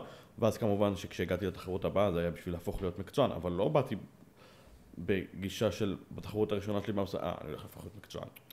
אני בא לראות איפה אני עומד, ראיתי איפה אני עומד, מה ריאליסטי בשבילי, להשיג. כאילו לדעת את ה-value שלך, בוא נגיד לך. כמו עכשיו, אני לא בא ויעלה עכשיו בתחרות הבאה שלי ויגיד, אני הולך להגיע לאולימפיה בפעם הראשונה שאני הולך להיות בתחרות מקצוענים. לא, אני הולך לטבול את האצבע, אני הולך לראות איפה אני עומד מבחינת המקצוענים הגדולים, כאילו הוותיקים, ואחרי שאני אעשה את זה, אני אוכל לתת אינדיקציה כלשהי לאיפה אתה עומד. בדיוק. וואלה. כן. יפה מאוד, אחי, זה טירוף. וואלה. אני חושב שאתה לא יכול להיפגע ככה. כן, כאילו אני מאמין בגישה שכאילו אם אתה בא ואתה כאילו לא בא עם ציפייה כלשהי שהיא, שוב, להיות ריאליסטי זה כאילו זה משהו אחד, אבל לא ציפייה של וואלה אני הולך לשבור את התחרות ולהיות הכי טוב וזה, אז שוב, כגודל הציפייה, כגודל האכזבה. אז כאילו אני תמיד אומר, תבוא עם כאילו, תדע מה אתה שווה, אל תבוא עם ציפיות גדולות מדי, ובמקרה הכי טוב אתה תנצח. כן. יש פה איזושהי נגודיות מסוימת, כי בסוף של דבר אתה אומר לעצמך, כאילו, אם אני בא במחשבה שאני לא הולך לנצח מההתחלה, אתה קצת מוריד מהדרייב שלך. לא, אני אומר כאילו, כן תאמין בעצמך ושאתה מסוגל כאילו להכל, אבל תהיה ריאליסטי. אתה צריך לדעת, לתת לשתי הדברים לזרום ביחד, ולא לתת להתנגש אחד עם השני, להיות מספיק בטוח בעצמך שאתה מסוגל לנצח, ובאותו נשימה גם לדעת שיש סיכוי שאתה פשוט לא שם, כי לא ראית את עצמך איפה אתה עומד. אני נגיד, כמו שאמרתי, באמסטרדם הלכתי, ראיתי איפה אני עומד, לקחתי את הפידבקים של מה אני צריך לעשות כדי לנצח, הכלתי אותם על עצמי, ראיתי שהמשקל שלי הגיע למצב שהוא, זה השייפ שלי יותר טוב, אמרתי, אם הגעתי לאוברול לפני והתמוקמתי באוברול, סביבות המקום שני, שלישי, עם מה שאני מביא כרגע כחבילה, גם יותר גדול, גם בשייפ יותר טוב, אין סיכוי שאני לא מנצח ולוקח את האוברול. יש לי עד היום, אני כל הזמן אוכל את הסרטים, יש לי את ההקלטה עם קובי שאמרתי לו, אני לא רוצה, עוד לפני שעליתי להתחרות, מן הסתם שעם האנשים הקרובים אליי, אני מדבר בצורה אחרת לעומת איך שאני מדבר לבחוץ, אני לא רוצה להגיד דברים שהם לא מסוגלים לקרות, אבל כשאמרתי לקובי, עוד לפני שהתחלנו את ההכנה שלי לבודפסט, לתחרות, אני הייתי אמור לעלות באיטליה. סבבה, איטליה זה תחרות הגדולה, 3 כרטיסי פרו, אמרתי לו, אני לא רוצה לקחת כרטיס פרו, מקום שני, שלישי, אני רוצה אוברול. סבבה? הייתה התקפה של איראן, ביטלו לי את הטיסה של איטליה 3-4 שעות לפני שהייתי אמור לטוס, לא יכלתי לטוס, ואז באותו לילה כבר סגרנו טיסה לבודפסט לתחרות אחרת, אבל המטרה נשארה אותו הדבר, אני לא באתי לנצח בשביל לקחת מקום שני, שלישי באוברול, עוד פעם ראיתי שם, אני בחבילה יותר טובה, אני בא לקחת את האוברול. רספקט, אחי. כן. ההקלטה עדיין שמורה אצלך כאילו? אני מחפש אותה שנים, אחי, אני לא מוצא... אתה חייב למצוא אותה. אני חייב למצוא אותה. יו, זה כאילו, זה אבל אמרתי לו, אני לא בא בשביל לקחת כרטיס, אני רוצה אוברול. כאילו אמרת, אם אני לוקח את זה, אני יודע אני לקחתי את זה, כאילו. כן. כי בוא, המקום שני שלישי, לא באמת ניצחו את התחרות. כאילו הם... כן, אתה מן הסתם שאתה יכול להשתפר וזה. הם בטופ 3 הכי טובים באותה תחרות. אבל תמיד יהיה דיבייטציה, תמיד יהיה איזה דיון, תמיד יוכלו להגיד עליי, כאילו, הוא לקח את האוברול, את הכרטיס פה שלו, רק מקום שלישי, שני, הוא לא לקח את האוברול. פה זה אבסולוטי, אף אחד לא יכול להגיד, כאילו, הוא לא הגיע לו את הכרטיס פה הזה. הבנתי. משהו שנגיד אותי מעניין בתחרויות, תמיד עניין אותי, זה שכאילו, בסופו של דבר, זה, כאילו נשפטים לפי הטעם של השופטים הרי. פחות או יותר. פחות או יותר, כן. פחות או יותר. יש איזשהו סטנדרט מסוים, במיוחד ב-NPC וב-IFBB, הם עוברים איזושהי הכשרה מסוימת, אומרים להם מה הסטנדרט, מראים להם גם אנשים. WNBF התחילו לעשות את זה, אתה יודע? כן. הם עושים ישיבת שופטים, וכאילו אומרים, קטגוריה הזאת זה X, Y, Z. הנה, עכשיו עלה אחד בתחרות האחרונה של ה-WNBF, עצום, אחי, הוא כאילו היה אמור לעלות בילדינג, הוא עלה מן פיזיק. הוא שיית רשת מאוד מוכרת, נראה לי קוראים לו ספרטן. ספרטן, בדיוק אחי, הוא עצום, ראיתי אותו מאחורי הקלעים, אמרתי מה קורה פה, כאילו, זה לא נאבא, אנחנו ב-WNBF, מה קורה פה? ואמרו, כאילו, אחי, הוא לקח מקום שלישי, כאילו, ואתה יודע, והמקום הראשון שני עומדים לידו, והם אחים נראים כמו עמוד תאורה הזה. ואתה אומר, טוב, כנראה הוא לא מתאים לקטגוריה בסופו של דבר. וזה מעניין, כי אתה יכול לעבוד הכי קשה שאתה יכול בעולם, ולעשות הכל לפי הספר, וכמו שצריך, ובסופו של דבר, איך שאתה נראה לא יבוא בטוב לעין של השופטים, ואתה תיקח, זה למה כאילו, יש לי דיסוננס קצת עם העולם של התחרויות, בגלל הסיבה הזאת. כן, אני מבין מה אתה אומר, אבל בשביל זה גם, מן הסתם שזה גם עניין היסטורי, וכמות שנים שהאיגוד עומד, אבל בגלל זה, ה-FBB זה האיגוד הכי טוב בעולם. כי הסטנדרט שיש להם כרגע הוא הסטנדרט הכי מושך לעין הכללית. אתה מבין? כאילו, אין בן אדם שלא יראה את קריס במסטד ואת המקום שני ויגיד, כאילו, זה לא, קריס במסטד מנצח. יש, נגיד עכשיו איזו תחרות שאמרו שזה לא היה אמור להיות, נראה לי עם רף דיזל או משהו, לפני איזה 2 תחרות פה. אם אנחנו מדברים קלאסיק, אז אנחנו מדברים על חוסמה ורף דיזל, שכאילו, ההבדלים ביניהם, רף היה פשוט נראה יותר קלאסי, יותר מתאים לקטגוריה, חוזה היה בשייפ הרבה יותר טוב, אבל הוא היה פחות קלאסי מרף, הפוזינג של רף היה יותר, כאילו זה... היה לא, עכשיו נזכרתי, עם ניק ווקר. ניק ווקר ודריק לנספורד, כן. נכון. כן. אז שאמרו שניק היה צריך לנצח. הוא היה צריך לנצח. אחי, הוא נראה כמו בלוק, אני שונא את הפיזיק שלו. הוא גורם לדריק לנספורד להיראות כמו ילדה קטנה. כן, אבל כאילו, כשאתה מסתכל יותר כזה... פליזינג ליין זה דרק, כאילו לנספורד. נכון, ואני גם חושב שזה הכיוון שהם הולכים אליו מבחינת הפיתוח. תסתכל, כל הטופ 5 באולימפיה, כולם יש להם וקום, בפתוחה. אתה חושב שדרק ייקח עוד פעם את האולימפיה עכשיו? כן. כן? כאילו, מישהו עשה את זה פעם? כאילו, הדיחו אותו ואז חזר? כן, ג'יי קטלר. רק ג'יי קטלר? כן. מטורף. אם אני טועה, כן. אבל אני חושב שג'יי קטלר, כן, ניצח את רוני, הפסיד לדקסטר, ואז חזר וניצח עוד פעם. מטורף. כן. הוא הפסיד לדקסטר, באמת? כן, ב-2008. אחרי שהוא הדיח את רוני קולמן? כן. וואו, זה מטורף. אחי, ג'יי קטלר זה אגדה מהלכת. כן, הוא המפתח גוף הפתוחה הכי אהוב עליי, אי פעם. כאילו גם האופי שלו, המנטליות, הכל. אותו עיקרון כמו קריס במסטד, כמו קרובי. אותו עיקרון, איש משפחה, ביזנסמן, מאוד ראש על הכתפיים, שומר על עצמו בריא, תראה, הוא בן 50 פלוס. עכשיו נראה $1,000,000. $1,000,000. מטורף. ואף אחד מהמפתחי גוף של פעם יכול להגיד את זה, לא קווין לברוני, לא רוני קולמן, ברור. רוני קולמן. אבל הוא שומר על עצמו ריבועים, ורידים, פסים ברגליים, גדול עדיין, ביזנסמן, מיליונר. מה הוא עושה? ראיתי שהוא היה בשארק טנק, ראית את זה? הוא עושה הכל מהכל. זה מטורף. ביזנסמן מטורף. כן. גם קריס במסטד עם החברות תוספי תזונה, קריס כאילו במסטד בכלל, יש לו מוח, יש לו עין מטורפת לעסקים. הרי רו, אתה יודע, רו, כן. לא חברה שלו. של מי זה רו? של דומיניק ומט ג'נסן. מט ג'נסן הוא היה ג'נסן, אני יודע מי זה. אז הוא ועוד בן אדם, ואם אני לא טועה, הוא קנה את זה מהם. הם באו והם צירפו אותו אליהם. הוא עושה את זה גם עם ג'ים שרק, לא? הוא היה קו-אונר? לא, אז ג'ים שרק הוא היה האתלט שלהם, יצא, הפך ליאנגל איי, ואז הוא התפתח כמו שהוא התפתח מבחינת העסקים ומבחינת הגנות, ואז הם החזירו אותו להיות קו-אונר. עד היום הוא קו-אונר? עכשיו, הוא חזר לפני חצי שנה. שהוא עשה עם המייק כן, דרופ. Daddy's back. כן. כן. גדול. כאילו, זה טורף. כאילו תמיד עניין אותי איפה אתה יכול, מעבר עכשיו ללאמן ולהיות קואוץ' וכאילו, איפה השבילים האחרים בעולם הזה? אז כאילו יש את התוספי תזונה ויש את הביגוד. כאילו זה, נגיד אני עכשיו רוצה להיכנס לקטע של הביגוד, ביגוד נשים. אוקיי. זה כאילו עוד מסלול כזה שאני לוקח שאיכשהו קשור לתחום, אבל לא בדיוק, אתה מבין מה אני אומר? כן. תמיד כאילו עניין אותי איך לנתב את זה לעוד עולמות ועוד כאילו דברים אחרים. בפיתוח גוף, כמו שאמרתי, זה ספורט של 24/7, 365. מאוד קשה למצוא את עצמך מתפתח לכיוונים אחרים. כשאתה כל כולך מפתח גוף שהוא all in פיתוח גוף, מאוד קשה למצוא את עצמך. אתה תראה שרוב המפתחי גוף שמתחילים לעשות כסף, מושכים את עצמם מפיתוח גוף. עוד פעם? רוב המפתחי גוף שמתחילים לעשות כסף, לפתח עסקים מחוץ לפיתוח גוף, מתחילים להשקיע זמן בעסק, אם נעשה עסק. אז הם מזניחים כאילו את לא הפיתוח מזניחים את גוף. הפיתוח הבנתי. נגיד קריס במסטד לא עשה את זה. נכון, אבל בדיוק מה להגיד, קריס במסטד לא פתח שום עסק. הוא לא פתח לו טרו, הוא לא פתח לו את האפליקציה שלו, הוא לא פתח לו ג'ים שרק. הוא קיבל הזמנה. היי, אתה אישות מאוד גדולה, אנחנו רוצים אותך כחלק מהחברה שלנו, אנחנו יודעים שאם יש לך כסף להשקיע מסוים, בוא תשקיע אותו אצלנו, בסכום מינימלי, רק תראה את הפנים שלך כ-co-owner כדי למכור את המוצר שלנו. הוא קיבל הזמנה, זה כל מה שהוא היה צריך לעשות. מטורף. הוא לא היה צריך לפתוח משהו מאפס. אתה מבין? ברגע שאתה מגיע למצב שאתה צריך לפתוח עסק, אתה צריך להיות כל כולך בעסק. זה נורא קשה להיות בפתח גוף. כן, חד משמעית.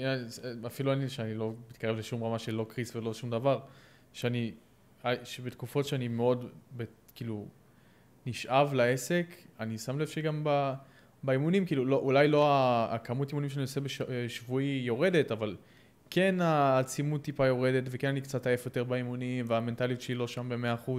כי בסופו של דבר אנחנו בני אדם, אחי, אנחנו לא יכולים לעשות מיליון דברים. יותר מזה אני אגיד לך, אתה תראה, אמרת שאתה רוצה גם להתחרות ב-26, אולי, נכון? כן, יש מצב. 26. אתה תראה, א' זה יהיה לך מעולה, לעסק שלך, אבל אתה תראה שאם באמת תתחיל לפתוח את עצמך לעסק והוא יימשך לתקופה שהיא קצת לפני התחרות, אתה תגיד לעצמך, אוקיי, אני יוצר שנייה את העסק, אני מתחיל להתפרקד בפיתוח גוף. כי זה פשוט לא ייתן לי. אתה חושב שזה כאילו... כן, אחי, להתחיל להתעסק עם הזמנות, להתחיל להתעסק עם לקוחות שהם לא מרוצים, לקוחות שהם כן מרוצים, להתחיל לעלות קצת יותר, זה לוקח ממך. זה הרבה משאבים מנטליים שאתה צריך להיות שם. כאילו התכנון שבמידה ואני באמת החליט להתחרות בסוף שנה הבאה, זה שיהיה לי ביסוס כאילו מבחינת נגיד עובדים תחתיי, שכאילו אני יודע כן, כאילו הם עושים כרגע, אני בחודש לפני התחרות צריך להיות כאילו, לנעול את עצמי במרתף אחי, כאילו ולעשות מה שצריך, אז הם כאילו בינתיים העסק דופק והם כאילו אחראים על כל העניין. זה מתחבר בדיוק למה שאני אומר. אתה אומר בעצמך, אני צריך שמישהו ייקח את הפיקוד. את המושכות, כן. את המושכות. זה, יאללה. זוכר את ההכנה ההיא? הייתי זומבי, אחי.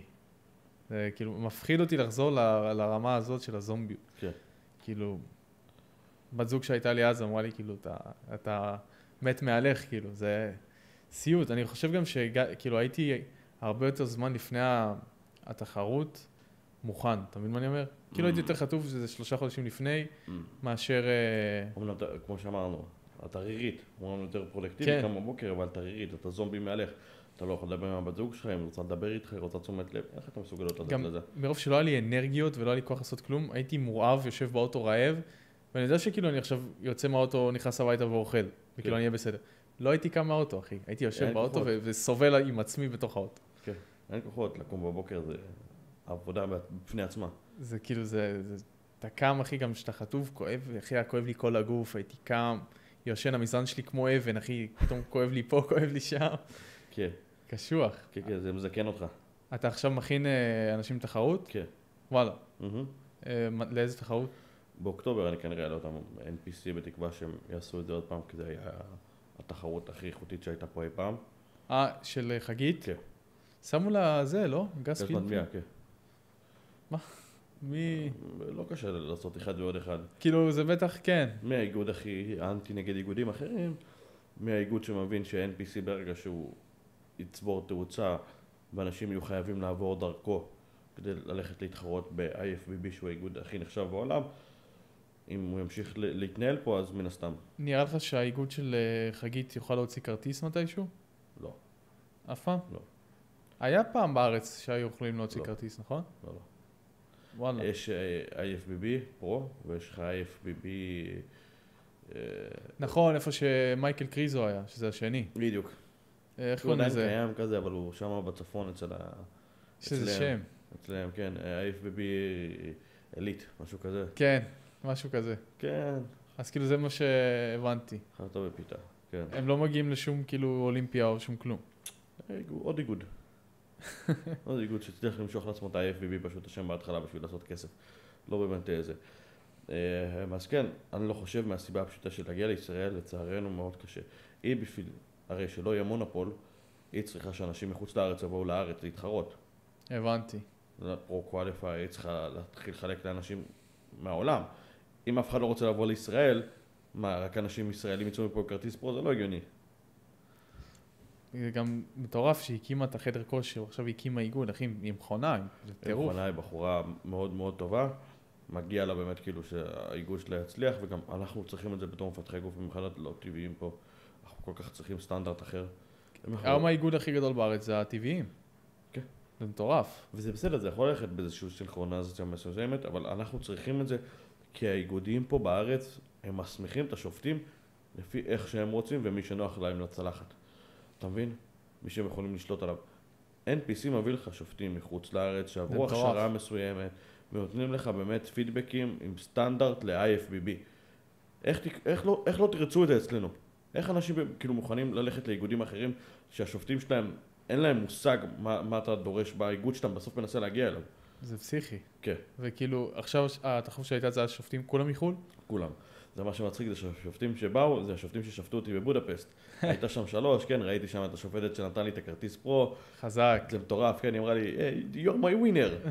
כן, חמודה. סגירת מעגל. סגירת מעגל ממש. כן. וואלה, איזה טירוף, אחי. זה כאילו גם, זה מצחיק כאילו שאמרתי שהאיגוד של הטבעיים הוא הכי גדול בארץ, והספורט כמהותו, זה ספורט של לא טבעיים, אחי. ובגלל זה אני אומר, כאילו, הטבעיים פה הרמה הרבה יותר. כאילו, מעניין אם באמת יהיה איגוד שלא טבעיים, שהוא, אתה יודע, שהוא ארטקור, וזה משהו שהוא מטורף ווואו. זה עניין של זמן, אחי. אם זה ייתן יותר, כאילו,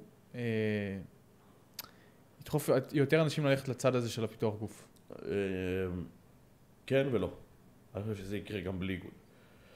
אני חושב שכל הספורט של הפיתוח גוף, והסיבה שהוא כזה גדול בעולם כמו שהוא, זה כי פיתוח גוף הוא דחיפה לקצה.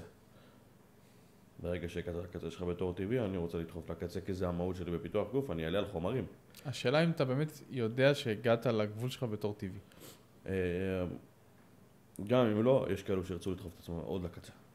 ואתה תראה את זה, אתה תראה את זה בשנים הבאות, כאילו אין בעיה, אתם כרגע האיגוד הכי גדול בעולם, הכי גדול בארץ, אתה תראה שעוד דנים נמשכים לצד שלנו, עוד ועוד, ורוצים להתקדם, ורוצים באמת לשים את השם שלנו על המפה, וטוב לנו שדני עושה את זה, כי פתאום אנשים יראו, אוקיי, הרבה טבעיים לא עושים את זה, כי מהפחד של, אם אני אעשה את זה, כרגע אני טוב פה בתור טבעי, וטוב לי בצד הזה, ואני מתברק פה, אבל מה אם אני אעלה לחומר ואני אלך לשם, ואני לא אצליח, תבין? ואז דני יבוא, יעשה את העבודה שלו, יראה שטבעיים שמתברגים פה, כרגע מתברגים בתור IFBB, ואז פתאום תראה שעוד אנשים נמשכים ועוד אנשים נמשכים, גם אם לא יהיה פה איגוד. אבל כאילו דני בעיניי הוא, אחי, הוא 1 למיליון, כאילו, הבן אדם פריק שלא ראיתי דברים כאלה בתור טבעי. כן, אבל אף אחד לא היה אומר את זה עליי.